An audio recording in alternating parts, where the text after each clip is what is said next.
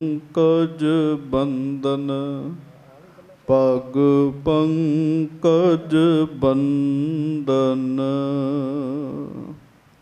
ਸਿਮਰੋ ਅੰਗਦ ਦੋਖ ਨਿਕੰਦਨ ਅਮਰਦਾਸ ਗੁਰ ਹਿਰਦੈ ਧਿਆਵੋ ਹਿਰਦੈ ਧਿਆਵੋ ਸ੍ਰੀ ਗੁਰੂ ਰਾਮਦਾਸ ਗੁਣ ਗਾਵੋ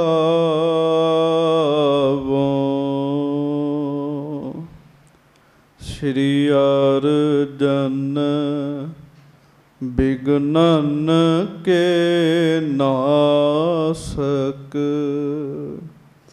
ਬਿਘਨਨ ਕੇ ਨਾਸਕ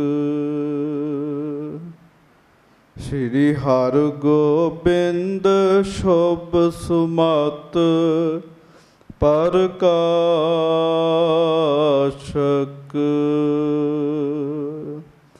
ਸ੍ਰੀ ਹਰਿ ਰਾਏ ਨਮੋ ਕਰ ਜੋਰੀ ਨਮੋ ਕਰ ਜੋਰੀ ਗੁਰੂ ਹਰਿ ਕ੍ਰਿਸ਼ਨ ਮਨਾਏ ਬਹੋਰੀ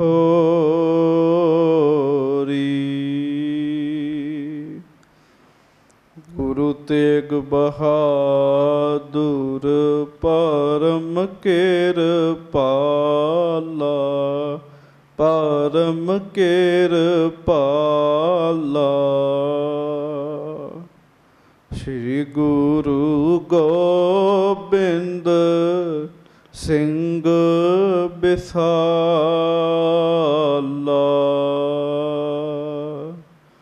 ਧਰੋਂ ਧਰਾ ਪਰ ਪੁੰਨ ਪੁੰਨ ਸੀਸਾ ਪੁੰਨ ਪੁੰਨ ਸੀਸਾ ਬੰਦੋਂ ਬਾਰ ਬਾਰ ਜਗਦੀਸ਼ਾ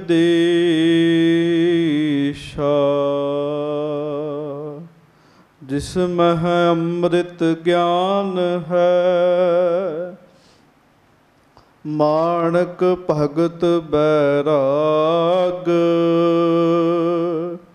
ਸ੍ਰੀ ਗੁਰੂ ਗ੍ਰੰਥ ਸਾਹਿਬ ਉਦਦ ਬੰਦੋਂ ਕਰ ਅਨੁਰਾਗ ਏਕ ਓੰਕਾਰ ਸਤਿਗੁਰੂ ਤਿਹ ਪ੍ਰਸਾਦ ਸਚ ਹੋਏ। ਵਾਹਿਗੁਰੂ ਜੀ ਕੀ ਫਤਿਹ।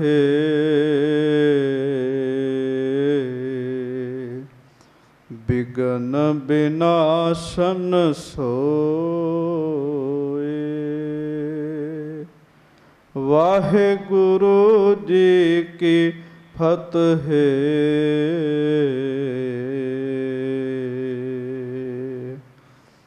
ਬਿਘਨ ਬਿਨਾਸ਼ਨ ਸੋਏ। ਸਤਨਾਮ ਸ੍ਰੀ ਵਾਹਿਗੁਰੂ ਜੀ। ਚੌਪਈ।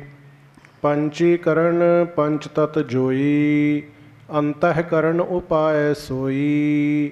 ਚਤੁਰ ਬ੍ਰਿਤ ਹੈ ਤਾਹੇ ਮਝਾਰਾ, ਤਾਂ ਤੇ ਹੋਏ ਸੋ ਚਾਰ ਪ੍ਰਕਾਰਾ। ਪੰਚੀਕਰਨ ਪੰਚ ਤਤ ਜੋਈ। ਸੱਚੇ ਪਾਤਸ਼ਾਹ ਗਰੀਬ ਨਵਾਜ, ਦੀਨ ਦੁਨੀਆ ਦੇ ਮਾਲਕ, ਚਵਰ ਛਤਰ ਤਖਤ ਦੇ ਮਾਲਕ, ਸਮਰੱਥ ਗੁਰੂ, ਪ੍ਰਤੱਖ ਗੁਰੂ, ਦੀਨ ਦਿਆਲ, ਕਿਰਪਾਲ, ਅੰਤਰਜਾਮੀ, ਪੂਰਨ ਪਾਰ ਬ੍ਰਹਮ ਪਰਮੇਸ਼ਰ ਵਾਹਿਗੁਰੂ ਅਕਾਲ ਪੁਰਖ ਸਵਰੂਪ ਸੱਚੇ ਪਾਤਸ਼ਾਹ, ਦਾਸਾਂ ਗਰੀਬਾਂ ਸਿੱਖਾਂ ਸੇਵਕਾਂ ਦੇ ਉੱਤੇ ਸਦਾ ਕਿਰਪਾ ਕਰਨ ਵਾਲੇ, ਦਇਆ ਕਰਨ ਵਾਲੇ, ਰਹਿਮਤਾਂ ਕਰਨ ਵਾਲੇ, ਬਖਸ਼ਿਸ਼ਾਂ ਕਰਨ ਵਾਲੇ, ਹਾਜ਼ਰਾ ਹਜੂਰ ਜਹਰਾ ਜਹੂਰ, ਸਰਬ ਕਲਾ ਭਰਪੂਰ, ਅੰਤਰਜਾਮੀ ਸੁਖ ਨਿਧਾਨ, ਧੰਨ ਧੰਨ ਧੰਨ ਸੱਚੇ ਪਾਤਸ਼ਾਹ ਗਰੀਬ ਨਵਾਜ, ਧੰਨ ਧੰਨ ਸਤਿਗੁਰੂ ਸ੍ਰੀ ਗੁਰੂ ਗ੍ਰੰਥ ਸਾਹਿਬ ਜੀ ਮਹਾਰਾਜ। ਧੰਨ ਧੰਨ ਸ੍ਰੀ ਗੁਰੂ ਗ੍ਰੰਥ ਸਾਹਿਬ ਜੀ ਮਹਾਰਾਜ। ਬੜੇ ਹੀ ਪਿਆਰ ਦੇ ਨਾਲ ਸਾਰੀਆਂ ਸਿੱਖ ਸੰਗਤਾਂ ਦੋਵੇਂ ਹੱਥ ਜੋੜ ਕੇ ਗੱਜ ਕੇ ਕਹੋ ਜੀ, ਧੰਨ ਧੰਨ ਸ੍ਰੀ ਗੁਰੂ ਗ੍ਰੰਥ ਸਾਹਿਬ ਜੀ ਮਹਾਰਾਜ। ਧੰਨ ਧੰਨ ਸ੍ਰੀ ਗੁਰੂ ਗ੍ਰੰਥ ਸਾਹਿਬ ਜੀ ਮਹਾਰਾਜ। ਧੰਨ ਧੰਨ ਸ੍ਰੀ ਗੁਰੂ ਗ੍ਰੰਥ ਸਾਹਿਬ ਜੀ ਮਹਾਰਾਜ। ਧੰਨ ਧੰਨ ਸ੍ਰੀ ਗੁਰੂ ਗ੍ਰੰਥ ਸਾਹਿਬ ਜੀ ਮਹਾਰਾਜ। ਧੰਨ ਧੰਨ ਸ੍ਰੀ ਗੁਰੂ ਗ੍ਰੰਥ ਸਾਹਿਬ ਜੀ ਮਹਾਰਾਜ। ਧੰਨ ਧੰਨ ਸ੍ਰੀ ਗੁਰੂ ਗ੍ਰੰਥ ਸਾਹਿਬ ਜੀ ਮਹਾਰਾਜ। ਸੱਚੇ ਪਾਤਸ਼ਾਹ ਮਹਾਰਾਜ ਜੀ ਦੀ ਮਹਾਨ ਪਵਿੱਤਰ ਪਾਵਨ ਹਾਜ਼ਰੀ ਵਿਖੇ ਸੁਭਾਏਮਾਨ ਸਤਿਗੁਰੂ ਜੀ ਦੀ ਪਿਆਰੀ ਸਾਜੀ ਨਵਾਜੀ ਗੁਰੂ ਰੂਪ ਗੁਰੂ ਪਿਆਰੀ ਸੰਗਤ ਜੀ, ਆਪਾਂ ਦੇ ਵੱਡੇ ਭਾਗ ਹਨ ਜੋ ਆਪਾਂ ਨੂੰ ਜਗਤ ਗੁਰੂ ਸੱਚੇ ਪਾਤਸ਼ਾਹ ਧੰਨ ਧੰਨ ਸ੍ਰੀ ਗੁਰੂ ਨਾਨਕ ਸਾਹਿਬ ਮਹਾਰਾਜ ਜੀ ਦੀ ਮਹਾਨ ਪਵਿੱਤਰ ਕਥਾ ਸੁਣਨ ਦਾ ਸੁਭਾਗ ਸਮਾਂ ਪ੍ਰਾਪਤ ਹੋਇਆ ਹੈ। ਬੜੇ ਹੀ ਪਿਆਰ ਦੇ ਨਾਲ ਸਾਰੀ ਸੰਗਤ ਦੋਵੇਂ ਹੱਥ ਜੋੜ ਕੇ ਗੱਜ ਕੇ ਫਤਿਹ ਬੁਲਾਓ ਜੀ। ਵਾਹਿਗੁਰੂ ਜੀ ਕਾ ਖਾਲਸਾ, ਵਾਹਿਗੁਰੂ ਜੀ ਕੀ ਫਤਿਹ। ਧੰਨ ਧੰਨ ਸੱਚੇ ਪਾਤਸ਼ਾਹ ਸਤਿਗੁਰੂ ਸ੍ਰੀ ਗੁਰੂ ਨਾਨਕ ਦੇਵ ਸਾਹਿਬ ਜੀ ਮਹਾਰਾਜ। ਸੱਚੇ ਪਾਤਸ਼ਾਹ ਜੀ ਦੀ ਲੜੀਵਾਰ ਕਥਾ ਆਪ ਜੀ ਸਿੱਖ ਸੰਗਤਾਂ ਬੜੇ ਹੀ ਪਿਆਰ ਨਾਲ ਸਰਵਣ ਕਰਦੇ ਹੋ। ਹਜ਼ੂਰ ਮਹਾਰਾਜ ਗਰੀਬ ਨਵਾਜ ਸੱਚੇ ਪਾਤਸ਼ਾਹ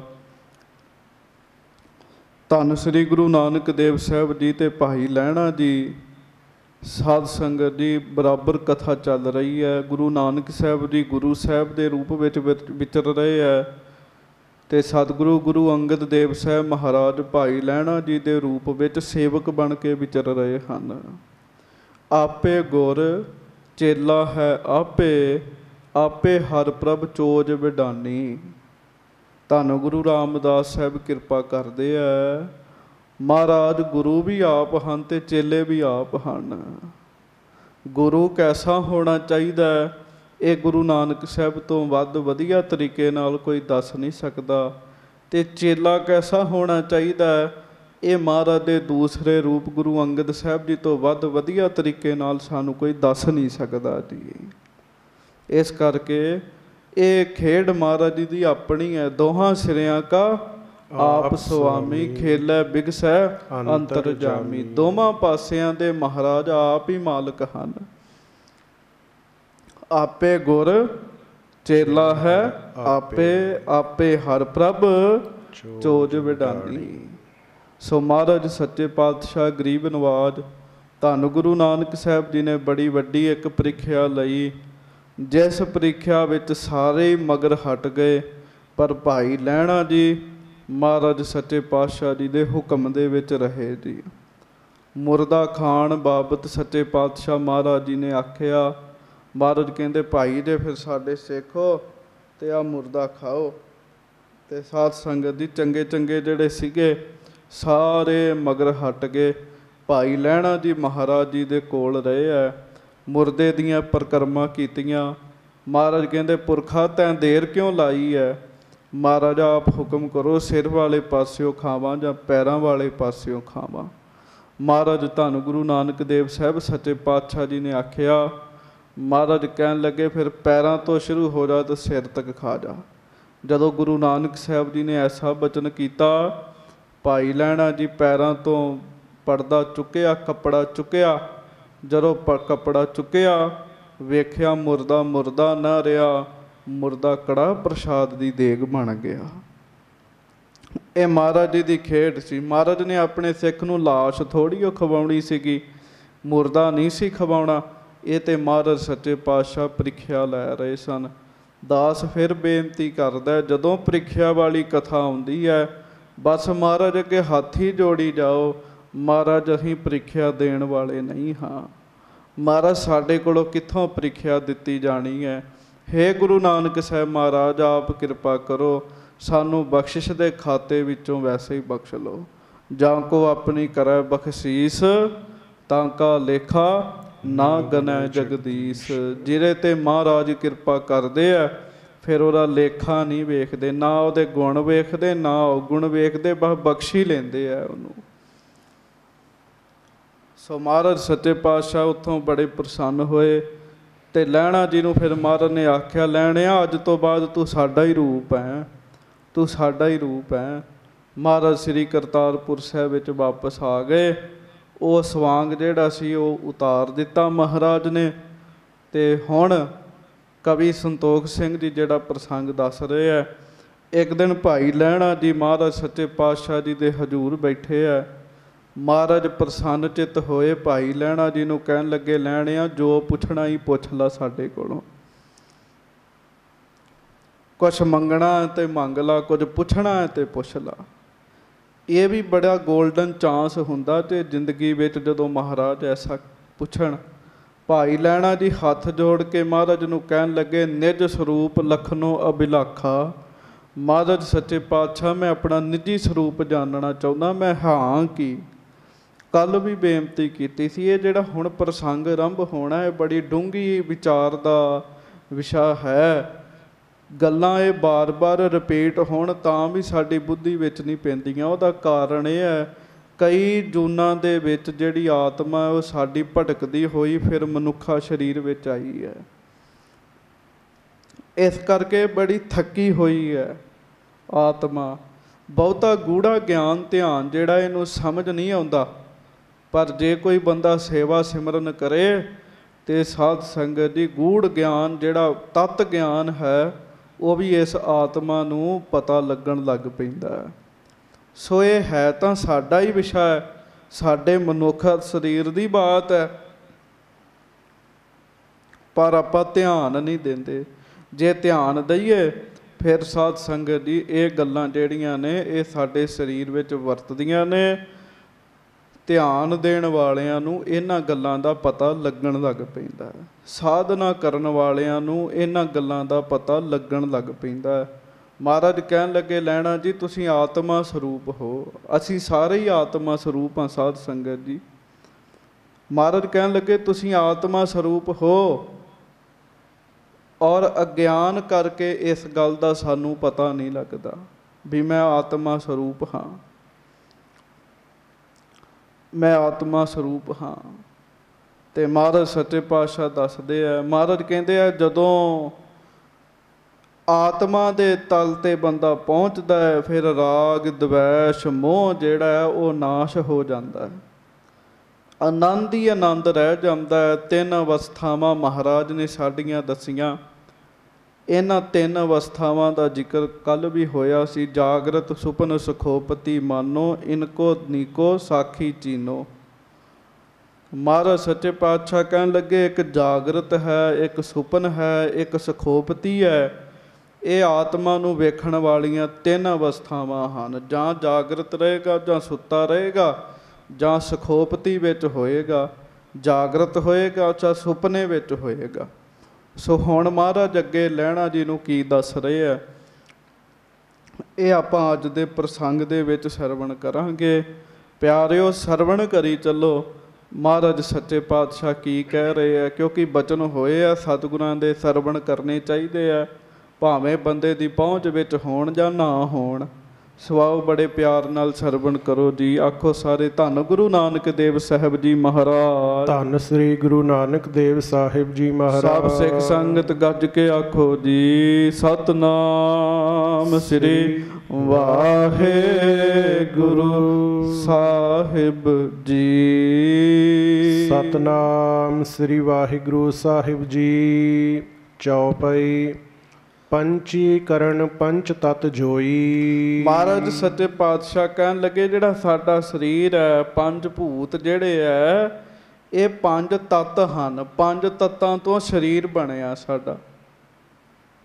ਇਹ ਗੱਲ ਬੜਾ ਸਾਧ ਸੰਗ ਕੱਲਾ ਇੰਨੀ ਗੱਲ ਹੋਵੇ ਨਾ, ਇੰਨੀ ਗੱਲ ਵੀ 5 ਤੱਤਾਂ ਤੋਂ ਸਰੀਰ ਬਣਿਆ ਤੇ ਸਾਧ ਸੰਗਤ ਗੁਰਮੁਖ ਪਿਆਰੇ ਇਹਦੀ ਬੜੀ ਵੱਡੀ ਵਿਆਖਿਆ ਕਰ ਜਾਂਦੇ ਆ। 5 ਤੱਤ ਕਿਹੜੇ ਆ? ਮਹਾਰਾਜ ਕਹਿੰਦੇ ਆ 5 ਤਤ ਕੋ ਤਨ ਰਚਿਓ, ਜਾਨੋ ਚਤੁਰ ਸੁਜਾਨ। ਮਹਾਰਾਜ ਕਹਿੰਦੇ ਸਿਆਣਿਆ ਪੁਰਸ਼ਾ ਇਹ ਗੱਲ ਜਾਣ ਲੈ, ਤੇਰਾ ਸਰੀਰ 5 ਤੱਤਾਂ ਤੋਂ ਬਣਿਆ ਹੈ। ਹਵਾ, ਪ੍ਰਿਥਵੀ, ਆਕਾਸ਼, ਪਾਣੀ, ਅਗਨੀ, ਇਹ 5 ਤੱਤਾਂ ਤੋਂ ਸਰੀਰ ਬਣਿਆ। ਤੇ ਮਹਾਰਾਜ ਗੁਰੂ ਤੇਗ ਬਹਾਦਰ ਸਾਹਿਬ ਕਹਿੰਦੇ ਆ ਪਿਆਰਿਆ ਇਹ ਵੀ ਗੱਲ ਦਾ ਚੇਤਾ ਰੱਖ ਲੈ, 5 ਤੱਤਾਂ ਨੇ 5 ਤੱਤਾਂ ਵਿੱਚ ਫਿਰ ਲੀਨ ਹੋ ਜਾਣਾ ਜੀ। ਬੰਦੇ ਬਾਰੇ ਆਤਮਾ ਬਾਰੇ ਨਹੀਂ ਆਖਿਆ, ਸਰੀਰ ਬਾਰੇ ਆਖਿਆ। 5 ਤੱਤ ਕੋ ਤਨ ਰਚਿਓ, ਜਾਨੋ ਚਤੁਰ ਸੁਜਾਨ, ਜਿਹ ਤੇ ਉਪਜਿਓ ਨਾਨਕਾ, ਲੀਨ ਤਾਹੇ ਮੈਂ ਮਾਨ। ਜਿਸ ਵਿੱਚੋਂ ਸਰੀਰ ਪੈਦਾ ਹੋਇਆ ਉਸੇ ਵਿੱਚ ਸਰੀਰ ਨੇ ਮੁੜ ਵਾਪਸ ਚਲੇ ਜਾਣਾ। ਹਵਾ ਦਾ ਤੱਤ ਹਵਾ 'ਚ, ਅੱਗ ਦਾ ਤੱਤ ਅੱਗ 'ਚ, ਪਾਣੀ ਦਾ ਤੱਤ ਪਾਣੀ 'ਚ, ਪ੍ਰਿਥਵੀ ਆਕਾਸ਼ ਦਾ ਤੱਤ ਉਹਨਾਂ ਵਿੱਚ ਪਹੁੰਚ ਜਾਣਾ। ਤੇ ਪਿਆਰਿਓ ਇਹ ਤਨ ਦੇ ਤੱਤ ਜਿਹੜੇ ਆ ਉੱਥੇ ਪਹੁੰਚ ਜਾਂਦੇ ਆ। ਗੁਰਮੁਖ ਪਿਆਰੇ ਜਦੋਂ ਅਭਿਆਸ ਕਰਾਉਂਦੇ ਆ ਤੇ ਫਿਰ ਦੱਸਦੇ ਆ, ਕਹਿੰਦੇ ਆ ਮਿੱਟੀ ਦਾ ਤੱਤ ਮਿੱਟੀ ਵਿੱਚ ਮਿਲਣਾ ਹੈ। ਬੰਦਾ ਸਰੀਰ ਨਹੀਂ ਹੈ, ਸਰੀਰ 5 ਤੱਤਾਂ ਦਾ ਹੈ, ਮਿੱਟੀ ਦਾ ਹੈ, ਬੰਦਾ ਮਿੱਟੀ ਵੀ ਨਹੀਂ ਹੈ। ਮਨੁੱਖ ਤਾਂ ਕੁਝ ਹੋਰ ਹੈ, ਜੀਵ ਆਤਮਾ ਤੇ ਕੁਝ ਹੋਰ ਹੈ, ਤੇ ਸਰੀਰ ਹੈ। ਸੋ ਮਹਾਰਾਜ ਭਾਈ ਲਹਿਣਾ ਜੀ ਨੂੰ ਦੱਸਦੇ ਆ, ਮਹਾਰਾਜ ਕਹਿੰਦੇ ਆ ਜਿਹੜੇ 5 ਤੱਤ ਨੇ, ਹਾਂਜੀ, ਅੰਤఃਕਰਨ ਉਪਾਏ ਸੋਈ, ਇਹਨਾਂ ਦੇ ਸੂਖਮ ਭੂਤਾਂ ਨੇ ਆਪਣੀ ਸਤੋ ਗੁਣੀ ਅੰਸ਼ ਤੋਂ, ਧੰਨ ਗੁਰੂ ਨਾਨਕ ਸਾਹਿਬ ਕਹਿੰਦੇ ਅੰਤঃਕਰਨ ਪੈਦਾ ਕੀਤਾ। ਅੰਤঃਕਰਨ ਕੀ ਹੈ? ਹਾਂਜੀ, ਚਤੁਰ ਬ੍ਰਿਤ ਹੈ ਤਾਹੇ ਮਝਾਰਾ। ਅੰਤঃਕਰਨ ਵਿੱਚ ਕੀ ਹੈ? ਅੰਤঃਕਰਨ ਵਿੱਚ ਸਾਡੀਆਂ 4 ਬਿਰਤੀਆਂ ਨੇ, 4 ਬਿਰਤੀਆਂ। ਹਾਂਜੀ, ਤਾਂ ਤੇ ਹੋਏ ਸੋ 4 ਪ੍ਰਕਾਰਾ। ਤੇ ਇਹ 4 ਬਿਰਤੀਆਂ 4 ਪ੍ਰਕਾਰ ਦੀਆਂ ਹੀ ਹੁੰਦੀਆਂ ਨੇ। ਹਾਂਜੀ, ਮਨ, ਬੁੱਧ, ਚਿੱਤ, ਹੰਕਾਰ ਤੇ ਨਾਮਾ। ਤੇ ਕੀ ਨਾਮ ਹੈ? ਮਨ, ਬੁੱਧ, ਚਿੱਤ, ਹੰਕਾਰ। ਇਹ ਅੰਤঃਕਰਨ ਦਾ ਨਾਮ ਹੈ। ਅੰਤঃਕਰਨ ਦਾ, ਅੰਤঃਕਰਨ ਇਹਨਾਂ 4 ਚੀਜ਼ਾਂ ਤੋਂ ਬਣਦਾ। ਤੁਸੀਂ ਸੁਣੀ ਹੋਈ ਹੈ ਕਥਾ, ਜਦੋਂ ਗੁਰੂ ਨਾਨਕ ਸਾਹਿਬ ਜੀ ਸੱਚੇ ਪਾਤਸ਼ਾਹ ਭਾਈ ਝੰਡਾ ਜੀ ਦੇ ਕੋਲ ਗਏ, ਪਹਿਲਾਂ ਤਨ ਦਿੱਤਾ, ਵਾਹਿਗੁਰੂ ਪਹਿਲਾਂ ਧਨ ਦਿੱਤਾ ਭਾਈ ਝੰਡਾ ਜੀ ਨੇ। ਤਾਂ ਮਹਾਰਾਜ ਕਹਿਣ ਲੱਗੇ ਝੰਡਿਆ ਧਨ ਤੇ ਦੇ ਦਿੱਤਾ, ਸਰੀਰ ਵੀ ਬਹੁਤਾ ਚਿਰ ਕੰਮ ਨਹੀਂ ਆਉਂਦਾ ਹੁੰਦਾ, ਸਰੀਰ ਦੇ ਤਾ। ਤੇ ਜਦੋਂ ਸਰੀਰ ਦੇ ਤਾ ਤੇ ਮਹਾਰਾਜ ਕਹਿੰਦੇ ਹੁਣ ਕੀ ਰਹਿ ਗਿਆ? ਕਹਿੰਦੇ ਜੀ ਮਨ ਹੀ ਰਹਿ ਗਿਆ। ਤੇ ਮਹਾਰਾਜ ਸੱਚੇ ਪਾਤਸ਼ਾਹ ਕਹਿਣ ਲੱਗੇ ਮਨ ਨੂੰ ਆਪਣੇ ਕੋਲ ਰੱਖ ਕੇ ਕੀ ਕਰਨਾ ਹੀ? ਮਨ ਵੀ ਦੇ ਦੇ। ਤੇ ਕਹਿੰਦੇ ਮਹਾਰਾਜ ਮਨ ਵੀ ਦਿੱਤਾ। ਮਹਾਰਾਜ ਕਹਿੰਦੇ ਝੰਡਿਆ ਫਿਰ ਕੁਝ ਸੋਚ ਲੈ, ਕੋਈ ਚੀਜ਼ ਰਹਿ ਤੇ ਨਹੀਂ ਗਈ? ਤੇ ਭਾਈ ਝੰਡਾ ਜੀ ਸੋਚਣ ਲੱਗੇ। ਮਹਾਰਾਜ ਕਹਿੰਦੇ ਝੰਡਿਆ ਸੋਚਣ ਕਿਵੇਂ ਡਿਆ ਹੈ? ਸੋਚ ਕਿਵੇਂ ਰਿਹਾ ਹੈ? ਮਹਾਰਾਜ ਕੀ ਗੱਲ? ਮਹਾਰਾਜ ਕਹਿੰਦੇ ਸੋਚਦਾ ਤੇ ਮਨ ਹੈ, ਉਹ ਤੇ ਤੂੰ ਸਾਨੂੰ ਦੇ ਦਿੱਤਾ ਹੈ। ਗੱਜ ਕੇ ਆਖੋ ਵਾਹਿਗੁਰੂ ਵਾਹਿਗੁਰੂ। ਉਹ ਫਿਰ ਮਹਾਰਾਜ ਨੇ ਅੱਗੋਂ ਖੋਲ ਕੇ ਗੱਲ ਦੱਸੀ ਸੀ, ਮਨ, ਬੁੱਧ, ਚਿੱਤ, ਅਹੰਕਾਰ। 4 ਚੀਜ਼ਾਂ ਨਾਲ ਉਹਨੇ ਬੁੱਧੀ ਨਾਲ ਨਿਰਣਾ ਕੀਤਾ, ਚਿੱਤ ਵਿੱਚ ਵਿਚਾਰ ਕੀਤੀ, ਹਉਮੈ ਰੱਖੀ, ਸਾਰੀਆਂ ਗੱਲਾਂ ਮਹਾਰਾਜ ਨੂੰ ਭੇਟਾ ਕੀਤੀਆਂ, ਫਿਰ ਬ੍ਰਹਮ ਗਿਆਨ ਹੋਇਆ ਸੀ। ਜਿਹੜਾ ਬੰਦਾ ਮਨ, ਬੁੱਧ, ਚਿੱਤ, ਅਹੰਗ ਵਿੱਚ ਵਰਤ ਰਿਹਾ ਸਾਧ ਸੰਗਤ ਜੀ, ਉਹ ਬ੍ਰਹਮ ਗਿਆਨ ਦਾ ਅਧਿਕਾਰੀ ਨਹੀਂ ਹੈ। ਸੋ ਮਹਾਰਾਜ ਸੱਚੇ ਪਾਤਸ਼ਾਹ ਕਹਿਣ ਲੱਗੇ ਹੈ, ਸੱਚੇ ਪਾਤਸ਼ਾਹ ਭਾਈ ਲਹਿਣਾ ਜੀ ਨੂੰ ਕਹਿੰਦੇ ਆ 4 ਬਿਰਤੀਆਂ ਕਿਹੜੀਆਂ ਨੇ? ਅੰਤঃਕਰਨ ਕਿਹੜਾ? ਮਨ ਹੈ, ਬੁੱਧੀ ਹੈ, ਚਿੱਤ ਹੈ, ਅਹੰਕਾਰ ਹੈ। 3 ਤੇ ਪਰਲਖ ਆਤਮ ਰਾਮਾ। ਇਹਨਾਂ ਤੋਂ ਆਤਮਾ ਪਰੇ ਹੈ। ਆਤਮਾ ਇਹਨਾਂ ਤੋਂ ਪਰੇ। ਕਈ ਬੰਦੇ ਮਨ ਨੂੰ ਹੀ ਆਤਮਾ ਸਮਝ ਲੈਂਦੇ ਆ, ਮਨ ਨੂੰ ਆਤਮਾ ਸਮਝ ਲੈਂਦੇ ਆ। ਮਨ ਆਤਮਾ ਨਹੀਂ ਹੈ, ਮਨ ਵਿਚਾਰ ਹੈ, ਆਤਮਾ ਜੋਤ ਹੈ। ਮਹਾਰਾਜ ਕਹਿੰਦੇ ਆਤਮ ਰੂਪ ਜਿਹੜਾ ਉਹ ਇਹਨਾਂ ਤੋਂ ਵੀ ਪਰੇ ਹੈ। ਸਤ ਗੁਣ ਅੰਤఃਕਰਣ ਜੋ ਮਾਹੀ, ਹਾਂਜੀ। ਚੇਤਨ ਕੋ ਪ੍ਰਤਿਬਿੰਬ ਤੁਹਾਹੀ। ਅੰਤःਕਰਣ ਵਿੱਚ ਜਿਹੜਾ ਸਤੋ ਗੁਣ ਹੈ, ਚੇਤਨਾ ਦਾ ਪ੍ਰਤਿਬਿੰਬ ਜਿਹੜਾ ਹੈ, ਉਹ ਗੁਰੂ ਨਾਨਕ ਸਾਹਿਬ ਕਹਿੰਦੇ ਉੱਥੇ ਰਹਿੰਦਾ ਹੈ। ਹਾਂਜੀ। ਜਿਨ ਕੇ ਸ਼ੁੱਧ ਹੋਤ ਸੋ ਦੇਖੈ। ਸੋ ਜਿਨ੍ਹਾਂ ਨੂੰ ਸੋਝੀ ਹੁੰਦੀ ਹੈ, ਜਿਨ੍ਹਾਂ ਦਾ ਅੰਤঃਕਰਣ ਸ਼ੁੱਧ ਹੋ ਜਾਂਦਾ ਹੈ, ਉਹ ਵੇਖਦੇ ਆ। ਪਿਖਤ ਨਾ ਸੇ ਜਿਨ ਮਲਨ ਵਿਸ਼ੇਖੈ। ਉਹ ਆਤਮਾ ਨੂੰ ਵੇਖ ਲੈਂਦੇ ਆ, ਉਹਨਾਂ ਨੂੰ ਆਤਮਾ ਦੀ ਸੋਝੀ ਹੁੰਦੀ ਹੈ, ਜਿਨ੍ਹਾਂ ਦਾ ਅੰਤঃਕਰਣ ਸ਼ੁੱਧ ਹੋ ਜਾਂਦਾ ਹੈ। ਹੁਣ ਅੰਤঃਕਰਣ ਕਿੰਨਾ ਚਿਰ ਸ਼ੁੱਧ ਨਹੀਂ ਹੈ। ਮਨ ਸਭ ਤੋਂ ਪਹਿਲਾਂ ਮਨ ਦੀ ਗੱਲ ਹੈ। ਭੈੜੇ ਭੈੜੇ ਜਦੋਂ ਫੁਰਨੇ ਆਉਂਦੇ ਆ, ਸਾਧ ਸੰਗਤ ਜੀ, ਜਿਹਨੂੰ ਭੈੜੇ ਫੁਰਨੇ ਆਉਂਦੇ ਆ, ਉਹ ਕਦੀ ਵੀ ਆਤਮਾ ਤੱਕ ਨਹੀਂ ਪਹੁੰਚ ਸਕਦਾ। ਸਾਡੇ ਸਰੀਰ ਵਿੱਚ ਹੀ ਆ ਨਾ, ਉਹ ਬੰਦਾ ਆਤਮ ਰਸ ਤੱਕ ਨਹੀਂ ਤੇ ਪਹੁੰਚ ਸਕਦਾ, ਜਿਹੜੇ ਮੰਦੀਆਂ ਵਾਸ਼ਨਾਵਾਂ ਵਿੱਚ ਤੁਰਿਆ ਫਿਰਦਾ, ਭੈੜੇ ਫੁਰਨਿਆਂ 'ਚ ਤੁਰਿਆ ਫਿਰਦਾ। ਤੇ ਇੱਕ ਗੱਲ ਤੁਸੀਂ ਬੜੀ ਵਾਰੀ ਆਮ ਪ੍ਰੇਮੀਆਂ ਕੋਲੋਂ ਸੁਣੀ ਹੋਏਗੀ ਜੀ, ਜਦੋਂ ਪਾਠ ਕਰਦੇ ਆ ਤੇ ਮੰਦੇ ਮੰਦੇ ਭੈੜੇ ਭੈੜੇ ਫੁਰਨੇ ਸਾਡੇ ਸਾਹਮਣੇ ਆਈ ਜਾਂਦੇ ਆ। ਕਿਉਂ? ਉਹ ਕੀ, ਉਹ ਮਨ ਦੀ ਖੇਡ ਹੈ ਸਾਰੀ। ਚਿੱਤ ਹੈ, ਅੱਗਾਂ ਚਿੱਤ ਹੈ, ਫਿਰ ਬੁੱਧੀ ਹੈ, ਫਿਰ ਅਹੰਕਾਰ ਹੈ। ਇਹ ਚਾਰੋਂ ਚੀਜ਼ਾਂ ਅੰਤਸ਼ਕਰਨ ਜਦੋਂ ਸ਼ੁੱਧ ਹੋ ਜਾਂਦਾ ਹੈ ਨਾ, ਫਿਰ ਆਤਮਾ ਬੰਦੇ ਨੂੰ ਦਿਸਦੀ ਹੈ। ਜਿਨ੍ਹਾਂ ਦਾ ਸ਼ੁੱਧ ਨਹੀਂ ਹੁੰਦਾ, ਜਿਨ੍ਹਾਂ ਦਾ ਮਲੀਨ ਹੈ, ਬੁੱਧੀ ਮਲੀਨ ਹੈ, ਸਾਧ ਸੰਗਤ ਜੀ, ਉਹਨਾਂ ਨੂੰ ਨਹੀਂ ਦਿਖਦਾ। ਸੋ ਨਿਜ ਰੂਪ ਭੂਲ ਨਰ ਸਾਰੇ। ਆਤਮ ਸਰੂਪ ਉਹਨਾਂ ਨੂੰ ਨਹੀਂ ਵੇਖਦਾ। ਸੋ ਨਿਜ ਰੂਪ ਭੂਲ ਨਰ ਸਾਰੇ। ਮਹਾਰਾਜ ਕਹਿੰਦੇ ਆਤਮ ਰੂਪ ਜਿਹੜਾ ਉਹ ਤੇ ਸੰਸਾਰ ਭੁੱਲਿਆ ਹੀ ਫਿਰਦਾ। ਕੱਜ ਕੇ ਆਖੋ ਵਾਹਿਗੁਰੂ ਵਾਹਿਗੁਰੂ। ਇਹ ਗੁਰੂ ਨਾਨਕ ਸਾਹਿਬ ਸੱਚੇ ਪਾਤਸ਼ਾਹ ਜੀ ਦਾ ਬਚਨ 'ਚ, ਔਰ ਗੱਲ ਸੱਚੀ ਹੈ। ਸੰਸਾਰ ਵੇਖ ਲਓ, ਕਿੰਨੇ ਕਿੰਨੇ ਕੁ ਜਿਹੜੇ ਅੱਜ ਆਤਮਿਕ ਪੱਧਰ ਤੇ ਆਤਮਿਕ ਰਸ ਲੈਣਾ ਚਾਹੁੰਦੇ ਆ। ਆਤਮਿਕ ਰਸ ਜਿਹੜਾ ਲੈਣਾ ਚਾਹੁੰਦਾ, ਉਹ ਸਾਧ ਸੰਗਤ ਜੀ ਬੜੀ ਥੋੜੀ ਗਿਣਤੀ ਹੈ ਉਹਨਾਂ ਦੀ ਜਿਹੜੇ ਆਤਮ ਰਸ ਲੈਣਾ ਚਾਹੁੰਦੇ ਆ। ਇੱਕ ਦੂਜੇ ਦੀਆਂ ਸ਼ਿਕਾਇਤਾਂ ਲਾਉਂਦੇ ਆ, ਤਾਂ ਉਹ ਵੀ ਮੈਂ ਪੜ੍ਹ ਰਿਹਾ ਸਾਂ, ਉਹ ਕਹਿਣ ਲੱਗੇ ਇੱਕ ਦੂਜੇ ਦੀ ਸ਼ਿਕਾਇਤ ਲਾਉਣ ਵਾਲਾ ਜਿਹੜਾ ਬੰਦਾ ਹੈ, ਉਹ ਧਾਰਮਿਕ ਤੇ ਭਾਵੇਂ ਹੋਵੇ ਪਰ ਅਧਿਆਤਮਿਕ ਨਹੀਂ ਹੋ ਸਕਦਾ। ਅਧਿਆਤਮਿਕ ਨਹੀਂ ਹੋ ਸਕਦਾ, ਕਿਉਂਕਿ ਅਧਿਆਤਮ ਦਾ ਨੁਕਸਾਨ ਹੁੰਦਾ ਜਦੋਂ ਬੰਦਾ ਤੇਰ ਮੇਰ ਵਿੱਚ ਪੈਂਦਾ। ਬੜਾ ਨੁਕਸਾਨ ਹੁੰਦਾ, ਅੰਦਰ ਦੀ ਬਿਰਤੀ ਟਿਕਦੀ ਨਹੀਂ ਹੈ, ਬੰਦਾ ਇਹਦੇ ਤੋਂ ਤੌਬਾ ਹੀ ਰੱਖਦਾ ਉਹ ਵਾਲਾ ਬੰਦਾ। ਸੋ ਮਹਾਰਾਜ ਕਹਿੰਦੇ ਆ ਅਧਿਆਤਮ ਰੂਪ ਨੂੰ, ਆਤਮ ਰੂਪ ਨੂੰ ਤਾਂ ਸਾਰੇ ਭੁੱਲੀ ਫਿਰਦੇ ਹਨ। ਜੀਵ ਅਲਪਗ ਆਪ ਨਿਰਧਾਰੇ। ਮਹਾਰਾਜ ਕਹਿੰਦੇ ਜੀਵ ਅਲਪਗ, ਨਾ ਸਮਝ, ਆਪਣੇ ਆਪ ਨੂੰ ਆਤਮ ਰੂਪ ਤੋਂ ਵੱਖ ਜਾਣ ਕੇ ਤੇ ਆਪਣੇ ਆਪ ਨੂੰ ਵੱਖ ਸਮਝਦੇ ਆ। ਵੱਖ ਹੈ, ਆਤਮ ਰੂਪ ਹੀ ਹੈ, ਪਰ ਉਹਦੀ ਪਛਾਣ ਨਹੀਂ ਕਰਦੇ। ਕਿਉਂ? ਅੰਤਸ਼ਕਰਨ ਮੈਲਾ ਹੈ। ਹਾਂਜੀ। ਜਾਂ ਤੇ ਤੀਨ ਤਨਹਿ ਕੋ ਪਾਏ। ਇਹਦੇ ਕਰਕੇ ਤਿੰਨ ਸਰੀਰਾਂ ਦਾ ਜਨਮ ਹੁੰਦਾ। ਅਗਿਆਨ ਕਰਕੇ ਜਿਹੜਾ ਵੱਖ ਸਮਝੀ ਫਿਰਦਾ ਹੈ ਬੰਦਾ। ਸਾਡੇ ਤਿੰਨ ਸਰੀਰ ਨੇ। ਆਮ ਬੰਦਾ ਕਹੇਗਾ ਇੱਕ ਹੈ, ਗੁਰੂ ਨਾਨਕ ਸਾਹਿਬ ਕਹਿੰਦੇ ਇੱਕ ਨਹੀਂ ਤਿੰਨ ਹੈ।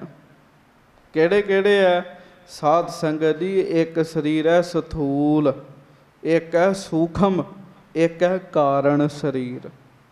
ਸਥੂਲ ਸਰੀਰ, ਸੂਖਮ ਸਰੀਰ ਤੇ ਕਾਰਨ ਸਰੀਰ, ਇਹ ਤਿੰਨ ਸਰੀਰ ਨੇ ਸਾਡੇ। ਹਾਂਜੀ। ਵਾਰ ਵਾਰ ਜਗ ਆਵਹਿ ਜਾਏ। ਇਹ ਫਿਰ ਬੰਦਾ ਅਗਿਆਨ ਕਰਕੇ ਤਿੰਨ ਸਰੀਰ ਧਾਰਨ ਕਰਦਾ ਤੇ ਮਹਾਰਾਜ ਕਹਿੰਦੇ ਆ ਬਾਰ ਬਾਰ ਬੰਦਾ ਜੰਮਦਾ ਮਰਦਾ ਰਹਿੰਦਾ। ਬਾਰ ਬਾਰ ਇਹ ਸਰੀਰ ਪਾਉਂਦਾ ਅਗਿਆਨ ਕਰਕੇ। ਹਾਂਜੀ। ਇੱਕ ਸਥੂਲ ਜੋ ਵਹਿਰ ਸਰੀਰਾ। ਇੱਕ ਸਰੀਰ ਕਿਹੜਾ ਸਾਡਾ? ਇਹ ਸਾਡੀ ਗੱਲ ਹੀ ਹੈ। ਇੱਕ ਸਰੀਰ ਹੈ ਹੱਡੀਆਂ ਦਾ, ਮਾਸ ਦਾ, ਸਥੂਲ ਸਰੀਰ ਜਿਹੜਾ ਵੇਖ ਰਿਹਾ। ਹਾਂਜੀ। ਜਹ ਮਹਿ ਹੰ ਧਰ ਪਾਵਹਿ ਪੀਰਾ। ਬਸ ਜਿਹੜਾ ਹਉਮੈ ਦਾ ਮੁੱਢ ਹੈ, ਬੰਦਾ ਸਰੀਰ ਕਰਕੇ ਹੀ ਹੈ ਨਾ। ਜਿਹਦੇ ਵਿੱਚ ਬੰਦਾ ਹੰਗਤਾ ਰੱਖਦਾ ਹੈ, ਫਿਰ ਦੁੱਖ ਤੇ ਪੀੜਾ ਜਿਹੜਾ ਹੈ ਉਹ ਫਿਰ ਪਾਉਂਦਾ। ਪੀੜ ਦੁੱਖ ਜਿਹੜੀ ਹੈ ਉਹ ਸਾਧ ਸੰਗਤ ਜੀ ਇਸ ਸਰੀਰ ਕਰਕੇ ਪਾਉਂਦਾ। ਸਰੀਰ ਕਰਕੇ ਬੰਦਾ ਬੁਰੇ ਕਰਮ ਕਰਦਾ, ਸਰੀਰ ਕਰਕੇ ਚੰਗੇ ਕਰਮ ਕਰ ਲੈਂਦਾ। ਦੁੱਖ ਸੁੱਖ ਜਿਹੜਾ ਉਹ ਇਹਦੇ ਕਰਕੇ ਹੀ ਹੈ। ਇਹ ਸਾਡਾ ਬਾਹਰਲਾ ਸਰੀਰ ਹੈ, ਬਾਹਰਲਾ। ਹਾਂਜੀ, ਲਿੰਗ ਸਰੀਰ ਦੂਸਰਾ ਜੋਈ। ਜਿਹੜਾ ਦੂਸਰਾ ਸਰੀਰ ਹੈ ਸਾਡਾ ਉਹ ਇਸ ਸਰੀਰ ਦੇ ਅੰਦਰ ਹੈ। ਜਿਹੜਾ ਸੁਪਨ ਅਵਸਥਾ ਵਿੱਚ ਜਾਗਦਾ ਹੈ, ਉਹ ਕਿਹੜਾ ਸਰੀਰ ਹੈ? ਉਹ ਹੈ ਸੂਖਮ ਸਰੀਰ ਸਾਡਾ, ਸੂਖਮ ਸਰੀਰ। ਹਾਂਜੀ, ਤਿਹ ਸਰੂਪ ਬਰਨੋ ਸੁਨ ਸੋਈ। ਮਹਾਰਾਜ ਗੁਰੂ ਨਾਨਕ ਸਾਹਿਬ ਜੀ ਕਹਿਣ ਲੱਗੇ, ਮਹਾਰਾਜ ਕਹਿੰਦੇ ਲੈਣਿਆ ਤੈਨੂੰ ਮੈਂ ਦੱਸਦਾ ਵੀ ਸੂਖਮ ਸਰੀਰ ਕੀ ਹੁੰਦਾ। ਹਰ ਬੰਦੇ ਦਾ ਸੂਖਮ ਸਰੀਰ ਹੈਗਾ, ਔਰ ਹਰ ਬੰਦੇ ਦਾ ਸੂਖਮ ਸਰੀਰ ਐਕਟਿਵ ਵੀ ਹੈ ਪੂਰਾ। ਸੁਪਨਿਆਂ ਦੇ ਵਿੱਚ ਆਹ ਸਰੀਰ ਤੇ ਸੁੱਤਾ ਹੁੰਦਾ ਹੈ ਸਾਡਾ ਪ੍ਰਤੱਖ ਰੂਪ 'ਚ, ਸੁਪਨੇ ਦੇ ਵਿੱਚ ਜਿਹੜਾ ਉਹ ਸੂਖਮ ਸਰੀਰ ਤੁਰਿਆ ਫਿਰਦਾ ਸਾਡਾ। ਹਾਂਜੀ, 10 ਇੰਦਰੀਆ ਹੈ ਕਰਮ ਜੇ ਗਿਆਨਾ।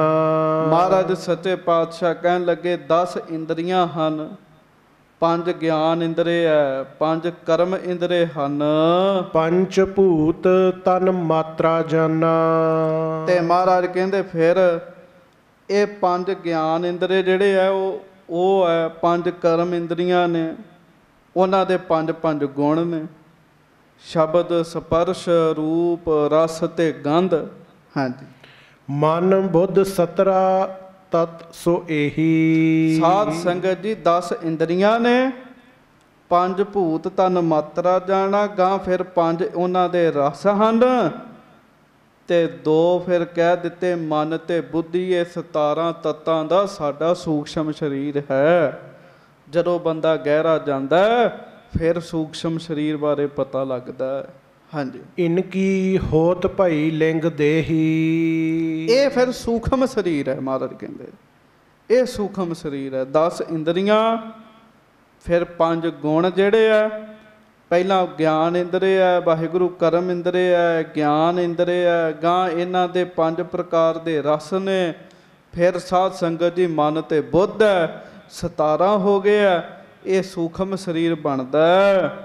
ਕਰਮ ਸ਼ੁਭਾਸ਼ੁਭ ਫਲ ਕੋ ਪਾਏ। ਮਹਾਰਾਜ ਕਹਿਣ ਲੱਗੇ ਫਿਰ ਕਰਮਾਂ ਦਾ ਫਲ ਜਿਹੜਾ ਹੈ ਉਹ ਸਾਡਾ ਸੂਖਸ਼ਮ ਸਰੀਰ ਪ੍ਰਾਪਤ ਕਰਦਾ ਹੈ। ਲੋਕ ਪਰਲੋਕ ਹੈ ਆਵਹਿ ਜਾਏ। ਲੋਕ ਪਰਲੋਕ ਵਿੱਚ ਸਾਡਾ ਜਿਹੜਾ ਹੈ ਸੂਖਸ਼ਮ ਸਰੀਰ ਤੁਰਿਆ ਫਿਰਦਾ। ਲੋਕ ਪਰਲੋਕ ਵਿੱਚ ਸੂਖਮ ਸਰੀਰ ਤੁਰਿਆ ਫਿਰਦਾ। ਪਰਲੋਕ ਵਿੱਚ ਆਹ ਸਰੀਰ ਤੇ ਜਾਣਾ ਹੀ ਨਹੀਂ ਹੈ। ਜਿਹੜਾ ਪਹਿਲਾ ਸਰੀਰ ਹੈ ਸਥੂਲ ਸਰੀਰ ਹੈ, ਪਰਲੋਕ ਵਿੱਚ ਸਥੂਲ ਸਰੀਰ ਨਹੀਂ ਜਾਂਦਾ, ਸਾਡਾ ਸੂਖਸ਼ਮ ਸਰੀਰ ਜਾਂਦਾ। ਕਰਮਾਂ ਦੇ ਫਲ ਨੂੰ ਸੂਖਸ਼ਮ ਸਰੀਰ ਭੋਗਦਾ। ਸੁੱਖ ਦੁੱਖ ਇਹਨੂੰ ਅਨੁਭਵ ਹੁੰਦਾ ਹੈ। ਤੁਸੀਂ ਵੇਖ ਲਓ, ਆਹ ਸਰੀਰ ਤੇ ਸੁੱਤਾ ਹੁੰਦਾ, ਸੁਪਨੇ 'ਚ ਰੋਂਦਿਆ ਹੁੰਦਾ ਇੱਕ ਸਰੀਰ, ਦੁੱਖ ਮਹਿਸੂਸ ਕਰਦਾ। ਸੁਪਨੇ ਵਿੱਚ ਇੱਕ ਸਰੀਰ ਡਰਿਆ ਹੁੰਦਾ, ਤੇ ਸੁਪਨੇ ਵਿੱਚ ਜਿਹੜਾ ਸਰੀਰ ਹੈ ਉਹ ਕਈ ਵਾਰੀ ਹੱਸਣ ਵੀ ਦਿਆ ਹੁੰਦਾ। ਹਾਂਜੀ, ਇਨਕੋ ਕਰਤਾ ਔਰ ਪਰਮਾਨੁ। ਮਹਾਰਾਜ ਕਹਿਣ ਲੱਗੇ ਇੱਕ ਹੋਰ ਸਰੀਰ ਹੈ ਜਿਹੜਾ ਇਹਨਾਂ ਦਾ ਕਾਰਨ ਹੈ। ਦੋਵਾਂ ਸਰੀਰਾਂ ਦਾ ਉਹਨੂੰ ਕਾਰਨ ਸਰੀਰ ਕਹਿੰਦੇ ਆ। ਹਾਂਜੀ, ਕਾਰਨ ਤਨ ਤਿਹ ਨਾਮ ਪਛਾਨੋ। ਹਾਂਜੀ, ਅਤ ਸੂਖਮ ਤਿਹ ਲਖੋ ਸਰੂਪਾ। ਜਿਹੜਾ ਕਾਰਨ ਸਰੀਰ ਹੈ ਉਹ ਬਹੁਤ ਸੂਖਸ਼ਮ ਹੈ, ਬਹੁਤ ਸੂਖਸ਼ਮ ਹੈ। ਜਿਹ ਧਰ ਪਰਿਓ ਅੰਧ ਭਵ ਕੂਪਾ। ਜਿਸ ਨੂੰ ਧਾਰਨ ਕਰਕੇ ਜੀਵ ਅੰਨੇ ਖੂਹ ਵਿੱਚ ਪਿਆ ਹੋਇਆ, ਕਾਰਨ ਸਰੀਰ ਕਰਕੇ ਹੀ ਹੈ। ਹਾਂਜੀ, ਆਤਮ ਰਾਮ ਸਭਨ ਤੇ ਨਿਆਰੋ। ਮਹਾਰਾਜ ਕਹਿੰਦੇ ਆ ਪਰ ਆਤਮ ਸਰੂਪ ਆਤਮਾ ਇਹਨਾਂ ਤਿੰਨਾਂ ਸਰੀਰਾਂ ਤੋਂ ਨਿਆਰੀ ਹੈ। ਹਾਂਜੀ, ਹਰਖ ਸੋਗ ਤੇ ਰਹਿਤ ਵਿਚਾਰੋ। ਕਿਉਂ? ਇਹ ਖੁਸ਼ੀ ਗਮੀ ਮਹਿਸੂਸ ਕਰਦੇ ਆ। ਹੁਣ ਆ ਬਾਹਰਲਾ ਸਰੀਰ ਹੈ, ਇਹਨੂੰ ਕੋਈ ਧੱਫਾ ਮੁੱਕੀ ਮਾਰ ਦੇ, ਬਾਹਰਲੇ ਸਰੀਰ ਨੂੰ ਦੁੱਖ ਹੁੰਦਾ। ਖੁਸ਼ੀ ਗਮੀ ਸੂਖਸ਼ਮ ਸਰੀਰ ਮਹਿਸੂਸ ਕਰਦਾ। ਤੇ ਜਿਹੜਾ ਕਾਰਨ ਸਰੀਰ ਹੈ ਸਖੋਪਤੀ ਅਵਸਥਾ ਵਿੱਚ ਜਾ ਕੇ ਇਹ ਪੂਰੀ ਡੂੰਘੀ ਨੀਂਦ ਦਾ ਆਨੰਦ ਲੈਂਦਾ ਹੈ। ਆਨੰਦ ਇਹ ਵੀ ਮਹਿਸੂਸ ਕਰਦਾ ਹੈ। ਮਹਾਰਾਜ ਕਹਿੰਦੇ ਜਿਹੜੇ ਸਰੀਰ ਇਹ ਖੁਸ਼ੀ ਗਮੀ ਮਹਿਸੂਸ ਕਰਦੇ ਹੈ, ਪਰ ਲੈਣਿਆ ਆਤਮਾ ਨਾ ਖੁਸ਼ੀ ਮਹਿਸੂਸ ਕਰਦੀ ਨਾ ਗਮੀ ਮਹਿਸੂਸ ਕਰਦੀ ਹੈ। ਆਤਮਾ ਰਹਿਤ ਹੈ। ਨੇਤ ਨੇਤ ਕਰ ਹਵੈ ਸਖਿਆਤਾ, ਨਿਜਾਨੰਦ ਮੈਂ ਜਾਏ ਸਮਾਤਾ। ਮਹਾਰਾਜ ਕਹਿੰਦੇ ਫਿਰ ਪਰਮੇਸ਼ਰ ਨੂੰ ਨੇਤ ਨੇਤ ਕਹਿਣ ਨਾਲ ਸਾਖਿਆਤ ਹੁੰਦੀ ਹੈ, ਪ੍ਰਗਟ ਹੁੰਦੀ ਹੈ। ਬ੍ਰਹਮ ਗਿਆਨੀਆਂ ਦੇ ਅੰਦਰ ਪ੍ਰਗਟ ਹੋਈ ਹੁੰਦੀ ਹੈ। ਪ੍ਰਗਟ ਹੋਈ ਹੋਣ ਦਾ ਭਾਵ ਉਹਨਾਂ ਦੀ ਪਹੁੰਚ ਹੁੰਦੀ ਹੈ। ਉਹ ਇੱਕ ਰੰਗ ਵਿੱਚ ਰਹਿੰਦੇ ਆ। ਬ੍ਰਹਮ ਗਿਆਨੀ ਕਿਆ ਇੱਕ ਰੰਗ। ਤੇ ਮਹਾਰਾਜ ਸੱਚੇ ਪਾਤਸ਼ਾਹ ਕਹਿਣ ਲੱਗੇ ਫਿਰ ਉਹ ਪਰਮਾਤਮਾ ਵਿੱਚ ਸਮਾ ਜਾਂਦੇ। ਨਿਜ ਆਨੰਦ ਮੈਂ ਜਾਏ ਸਮਾਤਾ। ਹਾਂਜੀ। ਦੋਹਰਾ ਇਉਂ ਸੁਨ ਲਹਿਣੇ ਬੰਦ ਕਰ, ਬਾਹਰੋਂ ਬੁੱਝਣ ਕੀਨ। ਇਹ ਜਦੋਂ ਮਹਾਰਾਜ ਨੇ ਬਚਨ ਭਾਈ ਲਹਿਣਾ ਜੀ ਦੇ ਨਾਲ ਕੀਤੇ, ਭਾਈ ਲਹਿਣਾ ਜੀ ਫਿਰ ਦੋਵੇਂ ਹੱਥ ਜੋੜ ਕੇ ਗਰੀਬ ਨਵਾਜ ਸੱਚੇ ਪਾਤਸ਼ਾਹ ਜੀ ਨੂੰ ਪੁੱਛਣ ਲੱਗੇ, ਨੇਤ ਨੇਤ ਕਰ ਪ੍ਰਾਪਤੀ ਕਰੋ ਪ੍ਰਭੂ ਪਰਬੀਨ। ਮਹਾਰਾਜ ਕੀ ਨੇਤ ਨੇਤ ਕਰਕੇ ਪ੍ਰਬੀਨ ਪ੍ਰਭੂ ਦੀ ਪ੍ਰਾਪਤੀ ਹੋ ਜਾਂਦੀ ਹੈ? ਮਹਾਰਾਜ ਉਹਨੂੰ ਨੇਤ ਨੇਤ ਕਹਿਣ ਨਾਲ ਉਹ ਵਾਹਿਗੁਰੂ ਦੀ ਪ੍ਰਾਪਤੀ ਕਿਵੇਂ ਹੁੰਦੀ ਹੈ? ਚੌਪਈ ਪਰਮ ਕਿਰਪਾਲ ਗਿਆਨ ਘਨ ਪੂਰੇ। ਤੇ ਫਿਰ ਪਰਮ ਕਿਰਪਾਲੂ ਸਤਿਗੁਰੂ ਗੁਰੂ ਨਾਨਕ ਸਾਹਿਬ ਜਿਹੜੇ ਗਿਆਨ ਦੇ ਵਿੱਚ ਪੂਰੇ ਹਨ, ਬੋਲੇ ਬਚਨ ਮਧੁਰ ਮృਦ ਰੂਰੇ। ਮਹਾਰਾਜ ਸੱਚੇ ਪਾਤਸ਼ਾਹ ਫਿਰ ਮਧੁਰ ਬਚਨ ਬੋਲਦੇ ਆ। ਸੱਚੇ ਪਾਤਸ਼ਾਹ ਫਿਰ ਐ ਬੜੇ ਮਿੱਠੇ ਬੋਲਾਂ ਵਿੱਚ ਭਾਈ ਲਹਿਣਾ ਜੀ ਨੂੰ ਉੱਤਰ ਦਿੰਦੇ ਆ। ਮਹਾਭਾਗ ਸੁਨੀਏ ਮਨ ਲਾਈ। ਮਹਾਰਾਜ ਕਹਿਣ ਲੱਗੇ, ਹੇ ਵਡਭਾਗੀ ਲਹਿਣਾ ਜੀ ਤੁਹਾਡੇ ਭਾਗ ਵੱਡੇ ਆ।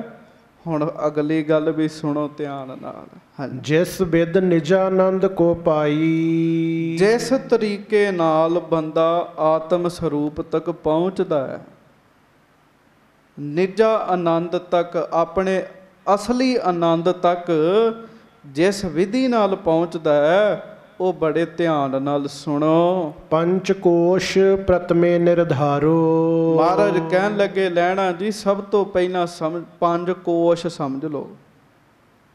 ਪੰਜ ਕੋਸ਼ ਸਾਡੇ ਸਰੀਰ ਦੇ ਹੀ ਹੈ। ਹਾਂਜੀ। ਤਿੰਨ ਤੇ ਹੰਤਾ ਬੁੱਧ ਠਹਿਰਾਵੋ। ਤੇ ਤਿੰਨ ਤੇ ਹੰਤਾ ਬੁੱਧ ਉਠਾਰੋ। ਉਠਾਰੋ ਗੱਜ ਕੇ ਆਖੋ ਵਾਹਿਗੁਰੂ ਵਾਹਿਗੁਰੂ।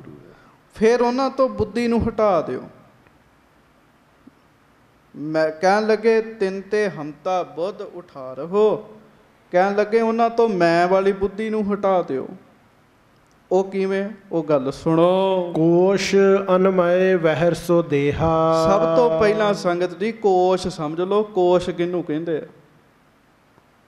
ਜਿਵੇਂ ਸ੍ਰੀ ਸਾਹਿਬ ਹੁੰਦੀ ਹੈ, ਸ੍ਰੀ ਸਾਹਿਬ ਤਾਂ ਆਪਾਂ ਸ੍ਰੀ ਸਾਹਿਬ ਸ਼ਸਤਰ ਨੂੰ ਮਿਆਨ 'ਚ ਪਾ ਕੇ ਰੱਖਦੇ ਆ ਨਾ, ਉਸ ਮਿਆਨ ਨੂੰ ਹੀ ਕੋਸ਼ ਕਹਿੰਦੇ ਆ। ਢੱਕਣ ਵਾਲੀ ਵਸਤੂ ਨੂੰ ਕੋਸ਼ ਕਹਿੰਦੇ ਆ। ਤੇ ਆਤਮਾ ਨੂੰ ਪੰਜ ਕੋਸ਼ਾਂ ਨੇ ਢੱਕਿਆ ਹੋਇਆ, ਤਾਂ ਨਹੀਂ ਬੰਦੇ ਦੀ ਛੇਤੀ ਪਹੁੰਚ ਹੁੰਦੀ। ਸਾਡੇ ਪੰਜ ਕੋਸ਼ਾਂ ਨੇ ਆਤਮਾ ਨੂੰ ਢੱਕਿਆ ਹੋਇਆ। ਸੋ ਮਹਾਰਾਜ ਸੱਚੇ ਪਾਤਸ਼ਾਹ ਕਹਿੰਦੇ ਆ, ਕੋਸ਼ ਅੰਨਮਯ ਵਹਿਰ ਸੋ ਦੇਹਾ। ਗੱਜ ਕੇ ਆਖੋ ਵਾਹਿਗੁਰੂ। ਹੁਣ ਮੁੱਖ ਮਕਸਦ ਜਿਹੜਾ ਉਹ ਤੇ ਕਿਰਪਾਨ ਨਾਲ ਹੈ, ਸ਼ਸਤਰ ਨਾਲ ਹੈ। ਮਿਆਨ ਭਾਵੇਂ ਸੋਨੇ ਦਾ ਵੀ ਹੋਵੇ, ਸੁੰਦਰ ਤੇ ਬੜਾ ਲੱਗਦਾ, ਪਰ ਸਾਧ ਸੰਗਤ ਜੀ ਔਖੇ ਵੇਲੇ ਵੈਰੀ ਨੂੰ ਮਾਰਨ ਦੇ ਕੰਮ ਨਹੀਂ ਆਉਂਦਾ। ਕਦੀ ਵੇਖਿਆ ਵੈਰੀ ਜਿਹੜਾ ਮਿਆਨ ਵੇਖ ਕੇ ਭੱਜਿਆ ਹੋਵੇ? ਨਹੀਂ, ਸ਼ਸਤਰ ਕੱਢੋਗੇ ਫਿਰ ਭੱਜੇਗਾ। ਜਿਸ ਤਰੀਕੇ ਨਾਲ ਮਿਆਨ ਨਹੀਂ ਕੰਮ ਆਉਂਦਾ, ਮੋਲ ਕਰੋ ਤਲਵਾਰ ਕਾ ਪੜੀ ਰਹਿਣ ਦੋ ਮਿਆਨ, ਕੰਮ ਵਿਚਲੇ ਸ਼ਸਤਰ ਨੇ ਆਉਣਾ ਹੈ। ਇਸੇ ਤਰ੍ਹਾਂ ਮੁੱਖ ਵਿਚਲਾ ਸ਼ਸਤਰ ਕੀ ਹੈ? ਸਾਡੀ ਆਤਮਾ। ਕੰਮ ਉਹਨੇ ਆਉਣਾ। ਠੀਕ ਹੈ, ਮਿਆਨ ਸੋਹਣਾ ਲੱਗਦਾ, ਪਰ ਮਿਆਨ ਅਸਲ ਸੱਚ ਨਹੀਂ ਹੈ। ਕੋਸ਼ ਅਸਲ ਸੱਚ ਨਹੀਂ ਹੈ। ਪਹਿਲਾ ਜਿਹੜਾ ਸਾਡਾ ਕੋਸ਼ ਹੈ ਉਹ ਵਿਖਾਉਂਦੇ ਆ ਤੁਹਾਨੂੰ ਸਾਰਿਆਂ ਨੂੰ। ਸਾਨੂੰ ਆਪਣਾ ਇੱਕ ਦੂਜੇ ਨੂੰ ਵਿਖ ਰਿਹਾ, ਉਹ ਹੈ ਸਾਡਾ ਅੰਨਮय ਕੋਸ਼। ਅੰਨਮय ਕੋਸ਼ ਕੀ ਹੈ? ਅੰਨ ਤੋਂ ਪੈਦਾ ਹੁੰਦਾ। ਆ ਜਿਹੜਾ ਸਰੀਰ ਹੈ ਅੰਨ ਨਾਲ ਚੱਲਦਾ, ਅੰਨ ਤੋਂ ਪੈਦਾ ਹੁੰਦਾ, ਅੰਨ ਦੇ ਆਸਰੇ ਰਹਿੰਦਾ। ਅੰਨ ਨਹੀਂ ਖਾਵਾਂਗੇ, ਅੰਨਮय ਕੋਸ਼ ਜਿਹੜਾ ਢਿੱਲਾ ਪੈ ਜਾਏਗਾ, ਬਾਹਰ ਦਾ ਸਰੀਰ ਢਿੱਲਾ ਪੈ ਜਾਏਗਾ। ਹਾਂਜੀ। ਜਾਗਰਤ ਮਹਿ ਵਰਤਤ ਹੈ ਇਹਾ। ਇਹ ਹੱਡ ਮਾਸ ਦਾ ਹੈ। ਅੰਨਮय ਕੋਸ਼ ਕੀ ਹੈ? ਸਾਧ ਸੰਗਤ ਦੀ ਸਥੂਲ ਸਰੀਰ। ਤੇ ਸੱਚੇ ਪਾਤਸ਼ਾਹ ਮਹਾਰਾਜ ਕਹਿਣ ਲੱਗੇ ਹੈ ਜਾਗਰਤ ਮਹਿ ਵਰਤਤ ਇਹ ਹੈ ਇਹਾ। ਜਾਗਰਤ ਅਵਸਥਾ ਵਿੱਚ ਅੰਨਮय ਕੋਸ਼ ਜਿਹੜਾ ਹੈ ਇਹ ਵਰਤਾਰਾ ਵਰਤਦਾ ਹੈ। ਮੈਂ ਇੱਥੇ ਆਪ ਜੀ ਦੇ ਚਰਨਾਂ ਵਿੱਚ ਬੇਨਤੀ ਕਰਾਂ, ਸੰਗਤ ਜੀ ਗੁਰੂ ਨਾਨਕ ਸਾਹਿਬ ਜੀ ਭਾਈ ਲਹਿਣਾ ਜੀ ਨੂੰ ਦੱਸ ਰਹੇ ਆ, ਤੇ ਅੱਜ ਲਗਭਗ 99% ਸੰਸਾਰ ਜਿਹੜਾ ਉਹ ਅੰਨਮय ਕੋਸ਼ ਨੂੰ ਹੀ ਸਵਾਰਨ 'ਚ ਲੱਗਾ ਹੋਇਆ। ਬਸ ਆ ਸਰੀਰ ਸੋਹਣਾ ਕਿਵੇਂ ਲੱਗੇ ਇਹਦੇ ਵਿੱਚ ਹੀ ਲੱਗਾ ਹੋਇਆ। ਹਾਂਜੀ। ਲਖੋਂ ਅਨਾਤਮੀਆਂ ਕੋ ਰੂਪਾ। ਮਹਾਰਾਜ ਕਹਿਣ ਲੱਗੇ ਲੈਣਿਆ ਅੰਨਮय ਕੋਸ਼ ਆਤਮਾ ਨਹੀਂ ਹੈ, ਮੈਂ ਨਹੀਂ ਹਾਂ, ਨਿੱਜੀ ਸਰੂਪ ਨਹੀਂ ਹੈ। ਹੁਣ ਮਿਆਨ ਤਲਵਾਰ ਕਿਵੇਂ ਹੋ ਸਕਦਾ ਹੈ? ਹਾਂਜੀ। ਨਿਰਾਵਯਵ ਆਤਮ ਅਨੂਪਾ। ਤੇ ਮਹਾਰਾਜ ਸੱਚੇ ਪਾਤਸ਼ਾਹ ਕਹਿਣ ਲੱਗੇ ਇਹਦੀ ਆਤਮਾ ਦੀ ਵੰਡੀ ਨਹੀਂ ਹੋ ਸਕਦੀ। ਆਤਮਾ ਅਨੂਪਮ ਹੈ ਤੇ ਸਰੀਰ ਜਿਹੜਾ ਉਹ ਅੰਗ ਵਾਲਾ। ਪਤਾ ਹੈ ਵੀ ਆਹ ਅੰਨਮय ਕੋਸ਼ ਦੀ ਬਾਂਹ ਹੈ, ਆਹ ਲੱਤ ਹੈ, ਆਹ ਨੱਕ ਹੈ, ਅੰਗ ਵੱਖੋ ਵੱਖਰੇ ਹੈ। ਆਤਮਾ ਜੋਤ ਹੈ, ਉਹਦੇ ਅੰਗ ਨਹੀਂ ਹੈ। ਹਾਂਜੀ। ਕੋਸ਼ ਪ੍ਰਾਣਮय ਤਿਸ ਤੇ ਅੰਤਰ। ਹੁਣ ਇਹਦੇ ਅੰਦਰ ਅੰਨਮय ਕੋਸ਼ ਦੇ ਹੇਠਾਂ ਇੱਕ ਹੋਰ ਕੋਸ਼ ਹੈ। ਬੰਦਗੀ ਕਰਕੇ ਬੰਦਾ ਉਸ ਕੋਸ਼ ਤੱਕ ਪਹੁੰਚਦਾ। ਉਹ ਕਿਹੜਾ ਕੋਸ਼ ਹੈ? ਉਹ ਹੈ ਪ੍ਰਾਣਮय ਕੋਸ਼। ਸਾਡੇ ਪ੍ਰਾਣਾਂ ਦਾ ਕੋਸ਼ ਹੈ। ਜਿਨ੍ਹਾਂ ਨੂੰ ਭੁੱਖ ਲੱਗਦੀ ਹੈ, ਪਿਆਸ ਲੱਗਦੀ ਹੈ, ਪ੍ਰਾਣਾਂ ਨੂੰ ਲੱਗਦੀ ਹੈ ਸਾਧ ਸੰਗਤ ਦੀ। ਹਾਂਜੀ। ਨਾਹੇ ਨਾ ਆਤਮ ਜਾਨ ਨਿਰੰਤਰ। ਪਰ ਆਤਮਾ ਨੂੰ ਭੁੱਖ ਪਿਆਸ ਨਹੀਂ ਲੱਗਦੀ। ਇਹਦਾ ਮਤਲਬ ਇਹ ਹੈ ਜਿਹੜਾ ਪ੍ਰਾਣਮय ਕੋਸ਼ ਹੈ ਇਹ ਆਤਮਾ ਨਹੀਂ ਹੈ, ਆਤਮਾ ਨਹੀਂ ਹੈ। ਇਹ ਸੰਗਤ ਦੀ ਪ੍ਰਾਣਮय ਕੋਸ਼ ਤੱਕ ਹਰ ਬੰਦਾ ਨਹੀਂ ਤੇ ਪਹੁੰਚਦਾ। ਸਭ ਤੋਂ ਪਹਿਲਾਂ ਅੰਨਮय ਕੋਸ਼ ਨੂੰ, ਇਸ ਕੋਸ਼ ਨੂੰ ਪਾਰ ਕਰਕੇ ਅੰਦਰ ਜਾਣ ਵਾਸਤੇ ਮਿਹਨਤ ਲੱਗਦੀ ਹੈ। ਹਾਂਜੀ।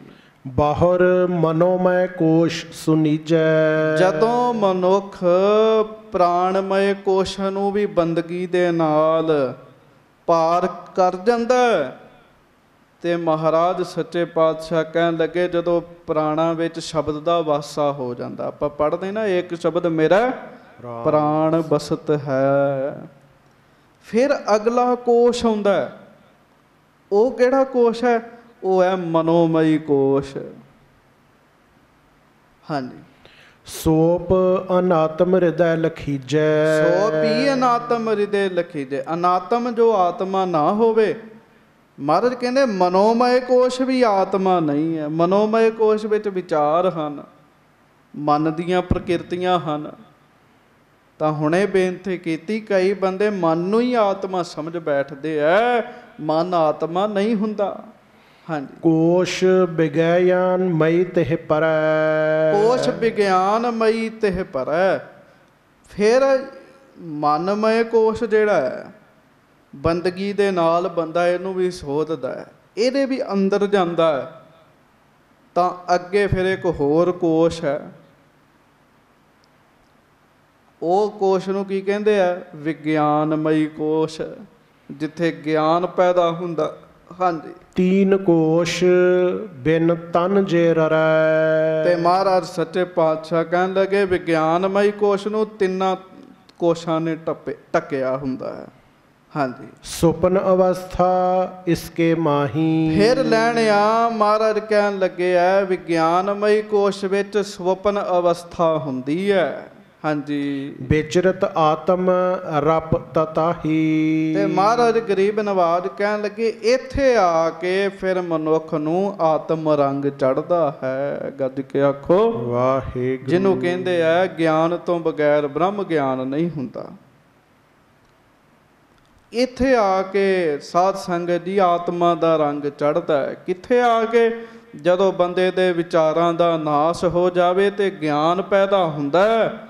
ਮਨੋਮය ਕੋਸ਼ ਤੋਂ ਬਾਅਦ ਜਦੋਂ ਵਿਗਿਆਨਮਈ ਕੋਸ਼ ਵਿੱਚ ਬੰਦਾ ਜਾਂਦਾ ਹੈ ਫਿਰ ਆਤਮ ਰੰਗ ਚੜ੍ਹਦਾ ਹੈ, ਹਰ ਰੰਗ ਚੜ੍ਹਦਾ ਹੈ।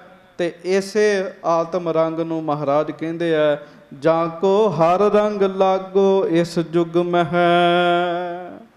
ਸੋ ਕਹੀਅਤ ਹੈ ਸੂਰਾ। ਫਿਰ ਜਾ ਕੇ ਆਤਮ ਰੰਗ ਜਦੋਂ ਚੜ੍ਹਦਾ ਫਿਰ ਸੂਰਮਿਆਂ ਦੇ ਵਿੱਚ ਗਿਣਤੀ ਆ ਜਾਂਦੀ ਹੈ। ਹਾਂਜੀ। ਸੁਪਨ ਅਵਸਥਾ ਇਸਕੇ ਮਾਹੀ ਵਿਚਰਤ ਆਤਮ ਰਪ ਤਹਾਹੀ ਲਖੋ ਨਾ ਇਤ ਸਰੂਪ ਨਿਜ ਕੇਰੋ। ਪਰ ਮਹਾਰਾਜ ਕਹਿਣ ਲੱਗੇ ਆ ਠੀਕ ਹੈ ਆਤਮ ਰੰਗ ਚੜ੍ਹਦਾ ਹੈ ਪਰ ਲਖੋ ਨਾ ਇਤ ਸਰੂਪ ਨਿਜ ਕੇਰੋ। ਵਿਗਿਆਨਮਈ ਕੋਸ਼ ਨੂੰ ਵੀ ਆਪਣਾ ਰੂਪ ਨਾ ਸਮਝ ਲਓ। ਕਦੀ ਮਿਆਨ ਤਲਵਾਰ ਨਹੀਂ ਹੁੰਦਾ। ਹਾਂਜੀ। ਇਨ ਤੇ ਨਿਆਰੋ ਨੀਕੇ ਹੇਰੋ। ਮਹਾਰਾਜ ਕਹਿੰਦੇ ਲੈਣਾ ਜੀ ਇਹਨਾਂ ਤੋਂ ਆਪਣੇ ਆਪ ਨੂੰ ਵੱਖਰਾ ਸਮਝਣਾ ਹੈ। ਚਾਹੋ ਅਨ ਤੇ ਜੋ ਪਰੈ ਪਛਾਨੋ। ਹੁਣ ਚਾਰੇ ਕੋਸ਼ਾਂ ਤੋਂ ਬਾਅਦ ਜੋ ਪਰੇ ਪਛਾਨੋ, ਜੋ ਅਗਲਾ ਕੋਸ਼ ਆਉਂਦਾ ਹੈ ਕੋਸ਼ ਆਨੰਦ ਮਇਆ ਖੈ ਜਾਨੋ। ਉਸ ਕੋਸ਼ ਦਾ ਨਾਮ ਹੈ ਕੋਸ਼ ਆਨੰਦਮय। ਆਨੰਦਮय ਕੋਸ਼ ਸਾਧ ਸੰਗਤ ਜੀ ਉਹਦਾ ਨਾਮ ਹੈ ਆਨੰਦਮय ਕੋਸ਼। ਹਾਂਜੀ। ਤਿਹ ਕੋ ਵਰਤਤ ਸੁਖ ਪਤ ਮਾਹੀ। ਉਹ ਫਿਰ ਸਖੋਪਤੀ ਦੇ ਵਿੱਚ ਆਨੰਦਮਈ ਕੋਸ਼ ਵਿੱਚ ਹੀ ਬੰਦਾ ਹੁੰਦਾ। ਜਦੋਂ ਗੂੜੀ ਨੀਂਦ ਆਉਂਦੀ ਹੈ ਪਤਾ ਹੀ ਨਹੀਂ ਲੱਗਦਾ ਮੈਂ ਕਿੱਥੇ ਪਿਆ ਹੈ ਤੇ ਉੱਠਣ ਤੋਂ ਬਾਅਦ ਬੰਦਾ ਕਹਿੰਦਾ ਮੈਂ ਹੌਲਾ ਹੋ ਗਿਆ, ਮੈਂ ਆਨੰਦ 'ਚ ਹੋ ਗਿਆ। ਉਹ ਕੀ ਹੈ? ਉਹ ਹੈ ਆਨੰਦਮय ਕੋਸ਼। ਰੂਪ ਆਪਨੋ ਲਖੋ ਸੋ ਮਾਹੀ। ਪਰ ਉਹ ਵੀ ਤੇਰਾ ਰੂਪ ਨਹੀਂ ਹੈ, ਆਤਮਾ ਉਹ ਵੀ ਨਹੀਂ ਹੈ। ਹੁਣ ਪੰਜ ਕੋਸ਼ ਤੁਸੀਂ ਸੁਣੇ ਆ। ਸਭ ਤੋਂ ਪਹਿਲਾਂ ਅੰਨਮय ਕੋਸ਼, ਅੰਨ ਦਾ ਬਣਿਆ ਹੋਇਆ। ਬੰਦਗੀ ਕਰਕੇ ਪਾਰ ਹੁੰਦੇ ਆ ਪ੍ਰਾਣਮय ਕੋਸ਼ ਆਉਂਦਾ। ਫਿਰ ਬੰਦਗੀ ਕਰਕੇ ਪਾਰ ਹੁੰਦੇ ਆ ਮਨਮय ਕੋਸ਼ ਆਉਂਦਾ। ਬੰਦਗੀ ਕਰਕੇ ਪਾਰ ਹੁੰਦੇ ਆ ਵਿਗਿਆਨਮय ਕੋਸ਼ ਆਉਂਦਾ। ਬੰਦਗੀ ਕਰਕੇ ਪਾਰ ਹੁੰਦੇ ਆ ਤੇ ਫਿਰ ਆਨੰਦਮय ਕੋਸ਼ ਆਉਂਦਾ। ਉਂਝ ਕਹਿੰਦੇ ਆ ਜਾਗਦਿਆਂ ਹੋਇਆ ਆਨੰਦਮय ਕੋਸ਼ ਵਿੱਚ ਇੱਕ ਵਾਰ ਬੰਦਾ ਫੇਰਾ ਲਾਵੇ ਬੜੀ ਵੱਡੀ ਗੱਲ ਹੈ। ਤੇ ਬ੍ਰਹਮ ਗਿਆਨੀ ਤੇ ਸਦਾ ਹੀ ਇਹਨਾਂ ਗੱਲਾਂ ਤੋਂ ਅੱਗੇ ਰਹਿੰਦਾ। ਹਾਂਜੀ। ਇਨ ਤੇ ਪਰੇ ਨਿਰੰਜਨ ਰੂਪ। ਮਹਾਰਾਜ ਕਹਿਣ ਲੱਗੇ ਐ ਪੰਜ ਕੋਸ਼ ਜਦੋਂ ਬੰਦਾ ਪੰਜ ਮਿਆਨ ਪਾਰ ਕਰ ਜਾਂਦਾ ਤੇ ਫਿਰ ਆਤਮਾ ਦੇ ਦਰਸ਼ਨ ਹੁੰਦੇ ਐ। ਸੋ ਇਸ ਤੋਂ ਪਰੇ ਹੈ ਮਾਇਆ ਰਹਿਤ ਰੂਪ। ਆਤਮਿਕ ਰੂਪ ਜਿਹੜਾ ਉਹ ਇਹਦੇ ਤੋਂ ਅੱਗੇ ਹੈ, ਪੰਜ ਕੋਸ਼ਾਂ ਨੂੰ ਪਾਰ ਕਰਕੇ ਹੈ। ਨਿਰਾਵਯਵ ਆਤਮਾ ਅਨੂਪ। ਤੇ ਮਹਾਰਾਜ ਕਹਿੰਦੇ ਫਿਰ ਉਹਦੇ ਅੰਗ ਨਹੀਂ ਹੈ, ਉਹਦੇ ਵਿਭਾਗ ਨਹੀਂ ਹੋ ਸਕਦੇ, ਹਿੱਸੇ ਨਹੀਂ ਹੋ ਸਕਦੇ ਆਤਮਾ ਦੇ। ਹਾਂਜੀ। ਤਿਹ ਕੋ ਹੋਤ ਜਨਮ ਨਿਹ ਮਰਨਾ। ਤੇ ਮਹਾਰਾਜ ਕਹਿੰਦੇ ਆ ਨਾ ਫਿਰ ਉਹਦਾ ਜਨਮ ਹੁੰਦਾ ਨਾ ਉਹਦਾ ਮਰਨ ਹੁੰਦਾ। ਹੁਣ ਉਸ ਜੋਤ ਤੱਕ ਪਹੁੰਚਣਾ। ਹਾਂਜੀ। ਹਰਖ ਸ਼ੋਕ ਰੰਚਕ ਨਹਿ ਬਰਨਾ। ਉਹ ਆਤਮਾ ਜਿਹੜੀ ਹੈ ਉਹਨੂੰ ਨਾ ਖੁਸ਼ੀ ਹੈ ਨਾ ਗਮੀ ਹੈ, ਨਾ ਰੰਚਕ ਭਰ ਵੀ ਖੁਸ਼ੀ ਗਮੀ ਦਾ ਉਹਦੇ ਅੰਦਰ ਵਰਤਾਰਾ ਹੈ। ਹੁਣ ਉਸ ਸਾਧ ਸੰਗਤ ਦੀ ਕੋਸ਼ ਨੂੰ ਬੰਦਾ ਭੇਦਦਾ ਕਿਵੇਂ? ਇਹਨਾਂ ਕੋਸ਼ਾਂ ਨੂੰ ਭੇਦ ਕੇ, ਜਿਵੇਂ ਚੱਕਰਵਿਊਹ ਭੇਦੀਦਾ ਉਵੇਂ ਇਹਨਾਂ ਕੋਸ਼ਾਂ ਨੂੰ ਭੇਦ ਕੇ ਆਤਮਾ ਤੱਕ ਕਿਵੇਂ ਪਹੁੰਚਦਾ ਹੈ ਬੰਦਾ? ਜਦੋਂ ਐ ਸੁਰਤ ਜੋੜ ਕੇ ਵਾਹਿਗੁਰੂ ਦੇ ਨਾਮ ਦਾ ਅਭਿਆਸ ਕਰਦਾ, ਕਰੀ ਜਾਂਦਾ ਕਰੀ ਜਾਂਦਾ ਕਰੀ ਜਾਂਦਾ, ਦਿਨੋਂ ਦਿਨ ਤਰੱਕੀਆਂ ਪਾਈ ਜਾਂਦਾ ਪਾਈ ਜਾਂਦਾ। ਅਭਿਆਸ ਕੀ ਹੈ? ਵਾਹਿਗੁਰੂ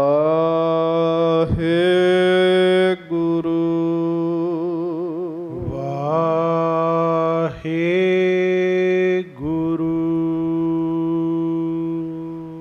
ਇੰਝ फिर अभ्यास करना। चलो दास हुणे बेनती करेगा, पहला प्रसंग सरवण कर लिए सारा। हाँ जी। राग ना द्वैख ना मोह ना माया। महाराज कहते फिर ना आत्मा नू प्रेम है ना द्वेष है, ना आत्मा प्यार पा के बैठी है बंदियां ना, ना ईर्खा ही करती है। ये तो पहला दा काम है, मन बुद्ध चित हंकार दा काम है। ना मोह पा के बैठी है, रोग वियोग ना भोग अजाया। ना माया है। शरीर रोगी है, साध संगत आत्मा रोगी नहीं है। गज के आखो वाहेगुरु वाहेगुरु। वो तो जोत स्वरूप है, वो तो परमेश्वर रूप है। आत्मा नू कोई रोग नहीं लगा, ना विछोड़ा है ना भोग है। विछोड़ा साध संगत जी, आत्मा तो है परमात्मा का रूप है, परमात्मा दे विच जाके लीन हो जाती है। पदार्थां दा विछोड़ा उन्होंने कोई नहीं हुंदा भी आ पदार्थ मेरे तो विछड़ गया। ना भोग है, ना जन्म है, ना मरण है। हाँ जी। सत चेतन आनंद महाना। आत्मा सत चेतन आनंद स्वरूप है, जिन्हों साध संगत जी कहा जाता है सत सुहान सदा मन चाओ। हाँ जी। ऐसो रूप अपनो जाना। महाराज कहते लैणिया ये रूप अपना जान, ता तुक ताहे बेकार ना कोई। महाराज कहन लगे यथार्थ विच पंज तत् कृत विकार उस आत्मा विच नहीं हन। हाँ जी। कल्पत सब उपाध सो होई। तो महाराज गरीब नवाज कहन लगे ਉਹਦੇ ਵਿੱਚ सारी उपाधि कल्पत ही हुंदी है, तत्त जेड़ा है वो तो असल परमात्मा ही है। ज्यों रज्जू में होए अज्ञाना। कल्पत ही है ना सारा, जिवें साध संगत जी रस्सी पई होवे ते अज्ञान है, हनेरा है, बंदा सप समझी बैठा है, उन्हें अपने मनों कल्पना ही की है ना। हाँ जी। कल्पे सर्प होए भय माना। बस वो फिर कल्पत करके बंदा उन्होंने सप मान लेंदा। हाँ जी। फूल माल को ताको माने। कोई उन्होंने फुल्लां दी माला भी समझ लेंदा, आपो अपना नज़रिया। कोई कहता फुल्लां दा हार पिया, कोई कहता सप पिया। हाँ जी। भूम दरार कोई पहचाने। कई कहता नहीं धरती च दराड़ पई है। गज के आखो वाहेगुरु। बस वो अपने अपने भाव ने। हाँ जी। होए जे ज्ञान जथार्थ ताही। पर जिन्हों वेख जावे, जिन्हों चानण विच नजर आ जावे, जिन्हों ज्ञान हो जावे, रज्जू बिना और कुछ नहीं। महाराज कहते उन्हों पता लगता है ये तो रस्सी है, ना सप है, ना फुल माला, ना दराड़ पई हुई, ये तो रस्सी है। हाँ जी। त्यों अज्ञान हेत जग केरो। इसे तरह अज्ञान करके बंदा जगत विच आया, हौमे करके बंदा जगत विच आया है। नष्ट भए चेतन एक हेरो। जदों ज्ञान अवस्था विच आ जावे फिर अज्ञान दी अवस्था जिहड़ी है उहदा नाश हो जाता है। चेतन अवस्था विच जदों बंदा आउंदा है, जदों अंदर चानण हो जाता है। हाँ जी। अस कह कृपा दृष्ट अवलोकी। हुण आ गल ते साध संगत जी महाराज ने सुना दिती, पर हुण मुख गल सुणिओ। ज्ञान दी तो चलो तुसीं सुन लिया, हुण सिद्धे होवो सारे ते हथ जोड़ के गज के आखो धन गुरु नानक देव साहिब जी महाराज। धन श्री गुरु नानक देव साहिब जी महाराज। महाराज गरीब नवाज सच्चे पातशाह धन गुरु नानक साहिब जी ने आस कह कृपा दृष्ट अवलोकी। महाराज ने फिर भाई लहणा जी वाल किरपा दृष्टि दे नाल देखिया। दास अवद्या सगरी रोकी। ते बस फिर अपने दास दी सारी अविद्या जिहड़ी सीगी वो महाराज ने उत्थे रोक दिती, भाव दूर कर दिती जी, दूर कर दिती। भाव गुरु नानक साहब जी ने मेहर कर दिते। एक स्वरूप का दर्श दिखायो। ते बस फिर जदों दृष्टि कीती, मेहर कीती ते धन गुरु नानक साहब जी ने उसे वेले भाई लहणा जी नूं आत्मा दे दर्शन करा दिते जी। प्यारिओ ज्ञान ध्यान नाल बात नहीं चे बनदी, चलो ज्ञान दा दसना भी जरूरी हुंदा है। हुण तुसीं पंज कोशां बारे सुनिया, तीन अवस्था बारे सुनिया, तीन शरीरां बारे सुनिया, पर प्यारिओ ਹੁਣ ਬੰਦਾ ਕਦੋਂ ਇਹਨਾਂ ਗੱਲਾਂ ਦੀ ਕਮਾਈ ਕਰੇਗਾ ਤੇ ਕਦੋਂ ਜਾ ਕੇ ਇਹਨਾਂ ਗੱਲਾਂ ਨੂੰ ਭੇਦੇਗਾ, ਕਦੋਂ ਅੰਨਮय ਕੋਸ਼ ਨੂੰ ਪਾਰ ਕਰੇਗਾ, ਪ੍ਰਾਣਮਈ ਕੋਸ਼ ਨੂੰ ਪਾਰ ਕਰੇਗਾ, ਮਨੋਮय ਕੋਸ਼ ਨੂੰ ਪਾਰ ਕਰੇਗਾ। ਪਰ ਚੇਤਾ ਰੱਖੋ, ਜਿਨ੍ਹਾਂ ਤੇ ਮੇਰੇ ਗੁਰੂ ਨਾਨਕ ਸਾਹਿਬ ਜੀ ਦੀ ਮਿਹਰ ਹੋ ਜਾਂਦੀ ਹੈ ਉਹ ਸਿੱਧੇ ਹੀ ਪਹੁੰਚ ਜਾਂਦੇ ਟਿਕਾਣੇ ਜੀ, ਉਹ ਸਿੱਧੇ ਟਿਕਾਣੇ ਪਹੁੰਚ ਜਾਂਦੇ। ਮਹਾਰਾਜ ਸੱਚੇ ਪਾਤਸ਼ਾਹ ਨੇ ਮਿਹਰ ਕੀਤੀ, ਤਤਕਾਲ ਭਾਈ ਲਹਿਣਾ ਜੀ ਨੂੰ ਆਪਣਾ ਨਿੱਜੀ ਸਰੂਪ ਜਿਹੜਾ ਹੈ ਉਹਨਾਂ ਦਾ ਨਿੱਜੀ ਸਰੂਪ ਦਿਖਾ ਦਿੱਤਾ। ਉਦਦ ਆਨੰਦ ਮਝਾਰ ਸਮਾਇਓ, ਮਾਨੋ ਭਾਈ ਲਹਿਣਾ ਜੀ ਤੇ ਆਨੰਦ ਦੇ ਸਮੁੰਦਰ ਵਿੱਚ ਹੀ ਸਮਾ ਗਏ ਹੋਣ ਜੀ, ਜਿੱਥੇ ਆਨੰਦ ਹੀ ਆਨੰਦ ਹੈ। ਲਹਿਣੇ ਕੀ ਸਮਾਧ ਤਹਿ ਕਾਲਾ, ਲੱਗੀ ਅਖੰਡ ਨਿਬਗਨ ਵਿਸਾਲਾ। ਤੇ ਸਾਧ ਸੰਗਤ ਜੀ ਮਹਾਰਾਜ ਸੱਚੇ ਪਾਤਸ਼ਾਹ ਨੇ ਕਿਰਪਾ ਕੀਤੀ ਤੇ ਨਿਮਗਨ ਸਮਾਧੀ ਜਿਹੜੀ ਹੈ ਉਹ ਫਿਰ ਭਾਈ ਲਹਿਣਾ ਜੀ ਦੀ ਲੱਗ ਗਈ ਜੀ। ਬੜੇ ਧਿਆਨ ਨਾਲ ਸੁਣਿਓ, ਇੱਕ ਤਾਂ ਵੀ ਅੱਖਾਂ ਬੰਦ ਕਰਕੇ ਨੇਤਰ ਬੰਦ ਕਰਕੇ ਚੌਂਕੜੀ ਮਾਰ ਕੇ ਸਮਾਧੀ ਵਿੱਚ ਜਾਣਾ, ਇੱਕ ਹੈ ਤੁਰੇ ਫਿਰੇ ਵੀ ਰਹਿਣਾ ਪਰ ਆਤਮਾ ਦੇ ਦਰਸ਼ਨ ਹੋ ਜਾਣੇ। ਬ੍ਰਹਮ ਗਿਆਨੀ ਦੀ 8 ਪੈਰ ਹੀ ਸਮਾਧੀ ਹੁੰਦੀ ਹੈ। ਉਹ ਸਮਾਧੀ ਵਿੱਚ ਭਾਈ ਲਹਿਣਾ ਜੀ ਲੀਨ ਹੋ ਗਏ ਅਖੰਡ ਸਮਾਧੀ ਵਿੱਚ। ਜਨ ਦਿਨ ਕਰ ਕੋਟਿਕ ਚੜ ਗਏ, ਅੰਦਰ ਦੀ ਅਵਸਥਾ ਕੀ ਬਣ ਗਈ? ਤੁਸੀਂ ਕੱਲ ਸੁਣਿਆ ਸੀ ਨਾ, ਭਾਈ ਲਹਿਣਾ ਜੀ ਕਹਿੰਦੇ ਮਹਾਰਾਜ ਮੈਂ ਆਪਣਾ ਰੂਪ ਵੇਖਣਾ। ਮਹਾਰਾਜ ਗੁਰੂ ਨਾਨਕ ਸਾਹਿਬ ਜੀ ਨੇ ਵਿਖਾ ਦਿੱਤਾ। ਅੰਦਰ ਦੀ ਅਵਸਥਾ ਇਸ ਤਰ੍ਹਾਂ ਦੀ ਬਣ ਗਈ ਜਿਵੇਂ ਅੰਦਰ ਕਰੋੜਾਂ ਹੀ ਸੂਰਜ ਚੜ੍ਹ ਗਏ ਹੋਣ ਜੀ। ਹਾਂਜੀ, ਕਿਰਪਾ ਸੋ ਅਸ ਪ੍ਰਕਾਸ਼ ਨਿਰਮਏ, ਤੇ ਕਿਰਪਾ ਸੋ ਅਸ ਪ੍ਰਕਾਸ਼ ਨਿਰਮਏ। ਮਹਾਰਾਜ ਗਰੀਬ ਨਵਾਜ ਜੀ ਨੇ ਐਸੀ ਕਿਰਪਾ ਕੀਤੀ, ਅੰਦਰ ਪ੍ਰਕਾਸ਼ ਹੀ ਪ੍ਰਕਾਸ਼ ਹੋ ਗਿਆ, ਅੰਦਰ ਪ੍ਰਕਾਸ਼ ਹੀ ਪ੍ਰਕਾਸ਼ ਹੋ ਗਿਆ। ਸਗਰੋ ਤਿਮਰ ਅਗਿਆਨ ਨਸਾਇਓ, ਅਗਿਆਨ ਦਾ ਜਿਹੜਾ ਹਨੇਰਾ ਸੀ ਉਹ ਸਾਰਾ ਗੁਰੂ ਨਾਨਕ ਸਾਹਿਬ ਜੀ ਨੇ ਦੂਰ ਕਰ ਦਿੱਤਾ। ਲੇਸ਼ ਅਵਿਦਿਆ ਕੋ ਨਾ ਰਹਾਇਓ, ਤੇ ਅਗਿਆਨ ਅਵਿਦਿਆ ਭਲੇਖੇ ਭਰਮ ਇਹ ਤੇ ਹੁਣ ਲੇਸ਼ ਮਾਤਰ ਵੀ ਨਹੀਂ ਰਹੇ ਜੀ, ਚਾਨਣ ਹੀ ਚਾਨਣ ਹੋ ਗਿਆ। ਹਾਂਜੀ, ਕਿਤਕ ਕਾਲ ਪੁਨ ਛੁਟੀ ਸਮਾਧਾ, ਕਾਫੀ ਸਮੇਂ ਪਹਿਲਾਂ ਤਾਂ ਉਸ ਨੇਤਰ ਬੰਦ ਕਰ ਲਏ, ਸਮਾਧੀ ਲੱਗ ਗਈ। ਫਿਰ ਮਹਾਰਾਜ ਨੇ ਕੁਝ ਸਮੇਂ ਬਾਅਦ ਸਮਾਧੀ ਖੋਲ੍ਹੀ, ਪਰ ਜਿਹੜੀ ਦਾਸ ਨੇ ਪਹਿਲਾਂ ਬੇਨਤੀ ਕੀਤੀ ਹੈ ਅਖੰਡ ਸਮਾਧੀ ਲੱਗੀ, 8 ਪੈਰ ਹੀ ਪਰਮੇਸ਼ਰ ਨਾਲ ਧਿਆਨ। ਹਾਂਜੀ, ਪਿਖੇ ਅਗਾਰੀ ਗੁਰੂ ਅਗਾਧਾ, ਨੇਤਰ ਖੋਲੇ ਸਾਹਮਣੇ ਕੀ ਵੇਖਿਆ? ਆਪ ਪਰਮੇਸ਼ਰ ਧੰਨ ਗੁਰੂ ਨਾਨਕ ਸਾਹਿਬ ਜੀ ਬੈਠੇ ਹਨ। ਪਰਿਓ ਪਦ ਪੰਕਜ ਤਤਕਾਲਾ, ਭਾਈ ਲਹਿਣਾ ਜੀ ਧੰਨ ਗੁਰੂ ਨਾਨਕ ਸਾਹਿਬ ਮਹਾਰਾਜ ਜੀ ਦੇ ਚਰਨਾਂ ਦੇ ਵਿੱਚ ਫਿਰ ਮੱਥਾ ਟੇਕਦੇ ਆ। ਲੱਗਿਓ ਪ੍ਰਸ਼ੰਸਨ ਪ੍ਰੇਮ ਵਿਸਾਲਾ, ਤੇ ਸਾਧ ਸੰਗਤ ਕੀ ਕੀਤਾ? ਹਿਰਦੇ ਵਿੱਚ ਪਿਆਰ ਪੈਦਾ ਹੋਇਆ, ਪਿਆਰ ਦਾ ਸਮੁੰਦਰ ਹੀ ਪੈਦਾ ਹੋ ਗਿਆ। ਤਾਂ ਭਾਈ ਲਹਿਣਾ ਜੀ ਮਹਾਰਾਜ ਧੰਨ ਗੁਰੂ ਨਾਨਕ ਸਾਹਿਬ ਸੱਚੇ ਪਾਤਸ਼ਾਹ ਜੀ ਦੀ ਸਿਫਤ ਕਰਨ ਲੱਗੇ ਆ। ਤੇ ਉਹ ਭੁਜੰਗ ਪ੍ਰਿਆਤ ਛੰਦ ਆਪਾਂ ਕੱਲ ਸਰਵਣ ਕਰਾਂਗੇ। ਨਮੋ ਪਾਦ ਕੰਗੰ ਗੁਰੂ ਗਿਆਨ ਗਿਆਤਾ, ਮਹਾਮੋਹ ਹੰਤਾ, ਘਨਾ ਆਨੰਦ ਦਾਤਾ। ਨਮੋ ਲੋਕ ਲੋਕੇਸ਼ਵਰੰ ਲੋਕ ਕਰਤਾ, ਸਦਾ ਸਰਬ ਥਾਨੰ ਸਦਾ ਸਰਬ ਭਰਤਾ। ਬੜੀਆਂ ਸਿਫਤਾਂ ਭਾਈ ਲਹਿਣਾ ਜੀ ਨੇ ਸੱਚੇ ਪਾਤਸ਼ਾਹ ਮਹਾਰਾਜ ਜੀ ਦੀਆਂ ਕੀਤੀਆਂ, ਉਹ ਆਪਾਂ ਕੱਲ ਨੂੰ ਸਰਵਣ ਕਰਾਂਗੇ। ਹੁਣ ਜਿਹੜੀ ਬੇਨਤੀ ਦਾਸ ਕਰ ਰਿਹਾ ਸੀ, ਬੰਦਗੀ ਕਰ ਕਰਕੇ ਗੁਰਮੁਖ ਪਿਆਰੇ ਜਿਹੜੇ ਆ ਉਹ 5 ਕੋਸ਼ਾਂ ਨੂੰ ਭੇਦਦੇ ਆ, ਉਹ ਸਾਧ ਸੰਗਤ ਦੀ ਆਪਣੀ ਅਵਸਥਾ ਉੱਚ ਕਰ ਲੈਂਦੇ ਆ। ਸੋ ਮਹਾਰਾਜ ਨੇ ਇਹ ਸਾਨੂੰ ਹੁਕਮ ਕੀਤਾ, ਸਵਾਸ ਸਵਾਸ ਜਪਣਾ, ਭਾਵੇਂ ਅਸੀਂ ਆਮ ਪੁਰਸ਼ ਹਾਂ। ਖਾਣਾ ਵੀ ਹੈ, ਪੀਣਾ ਵੀ ਹੈ, ਹੱਸਣਾ ਵੀ ਹੈ, ਸੌਣਾ ਵੀ ਹੈ, ਸਾਰੇ ਕੰਮ ਕਰਨੇ ਹੈ। ਸਵਾਸ ਸਵਾਸ ਸਾਡੇ ਕੋਲੋਂ ਜਪ ਕਿੱਥੋਂ ਹੁੰਦਾ? ਪਰ ਸਾਧ ਸੰਗਤ ਦੀ ਯਤਨ ਕਰਨਾ ਚਾਹੀਦਾ। ਭਾਵੇਂ 10 ਮਿੰਟ ਹੀ ਬੰਦਾ ਇਕਾਗਰਤਾ ਦੇ ਨਾਲ ਪ੍ਰੇਮ ਨਾਲ ਜਪੇ ਤੇ ਜਪਣ ਤੋਂ ਬਾਅਦ ਆਨੰਦ ਵਿੱਚ ਜਾਏਗਾ, ਪਰ ਜਪੇ ਪ੍ਰੇਮ ਨਾਲ।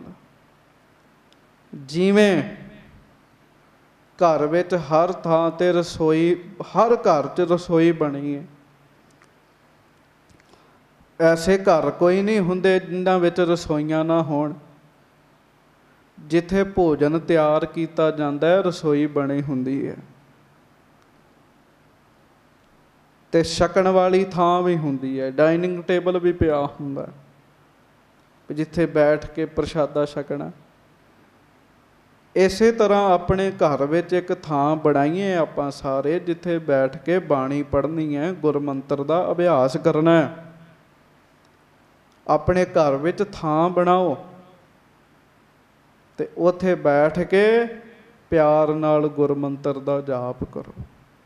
ਜਦੋਂ ਤੁਸੀਂ ਘਰ ਵਿੱਚ ਥਾਂ ਬਣਾਓਗੇ ਜਿੱਥੇ ਬੈਠ ਕੇ ਗੁਰਮੰਤਰ ਦਾ ਜਾਪ ਕਰਨਾ ਹੈ, ਹਰ ਰੋਜ਼ ਅੰਮ੍ਰਿਤ ਵੇਲੇ ਜਪ ਕਰੋਗੇ ਤਾਂ ਤੁਸੀਂ ਅੰਦਾਜ਼ਾ ਲਾਇਓ ਵੀ ਉੱਥੇ ਜਾ ਕੇ ਭਾਵੇਂ ਕੋਈ ਨਾਸਤਿਕ ਬੰਦਾ ਵੀ ਉੱਥੇ ਚਲੇ ਜਾਵੇ, ਖਿੰਡਿਆ ਪੁੰਡਿਆ ਬੰਦਾ ਵੀ ਉਸ ਥਾਂ 'ਤੇ ਚਲੇ ਜਾਵੇ, ਉਹਦੇ ਮੁਖ ਵਿੱਚੋਂ ਆਪੇ ਵਾਹਿਗੁਰੂ ਨਿਕਲੇਗਾ, ਕਿਉਂਕਿ ਉਸ ਥਾਂ ਦੀਆਂ ਤਰੰਗਾਂ ਬੜੀਆਂ ਵਧੀਆ ਹੋ ਜਾਣਗੀਆਂ।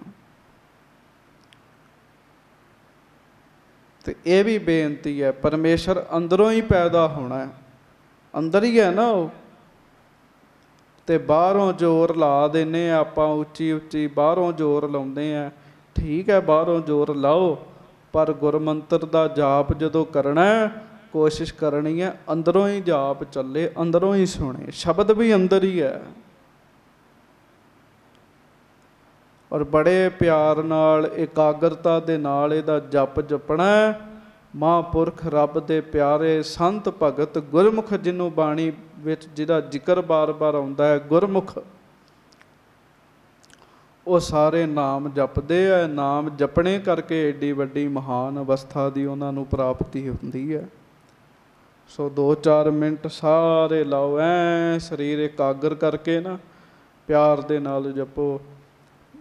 ਪੂਰਾ ਅੰਦਰੋਂ ਸ਼ਬਦ ਜਿਹੜਾ ਉਹ ਤੁਹਾਨੂੰ ਸੁਣਾਈ ਦੇਵੇ। ਵਾਹਿਗੁਰੂ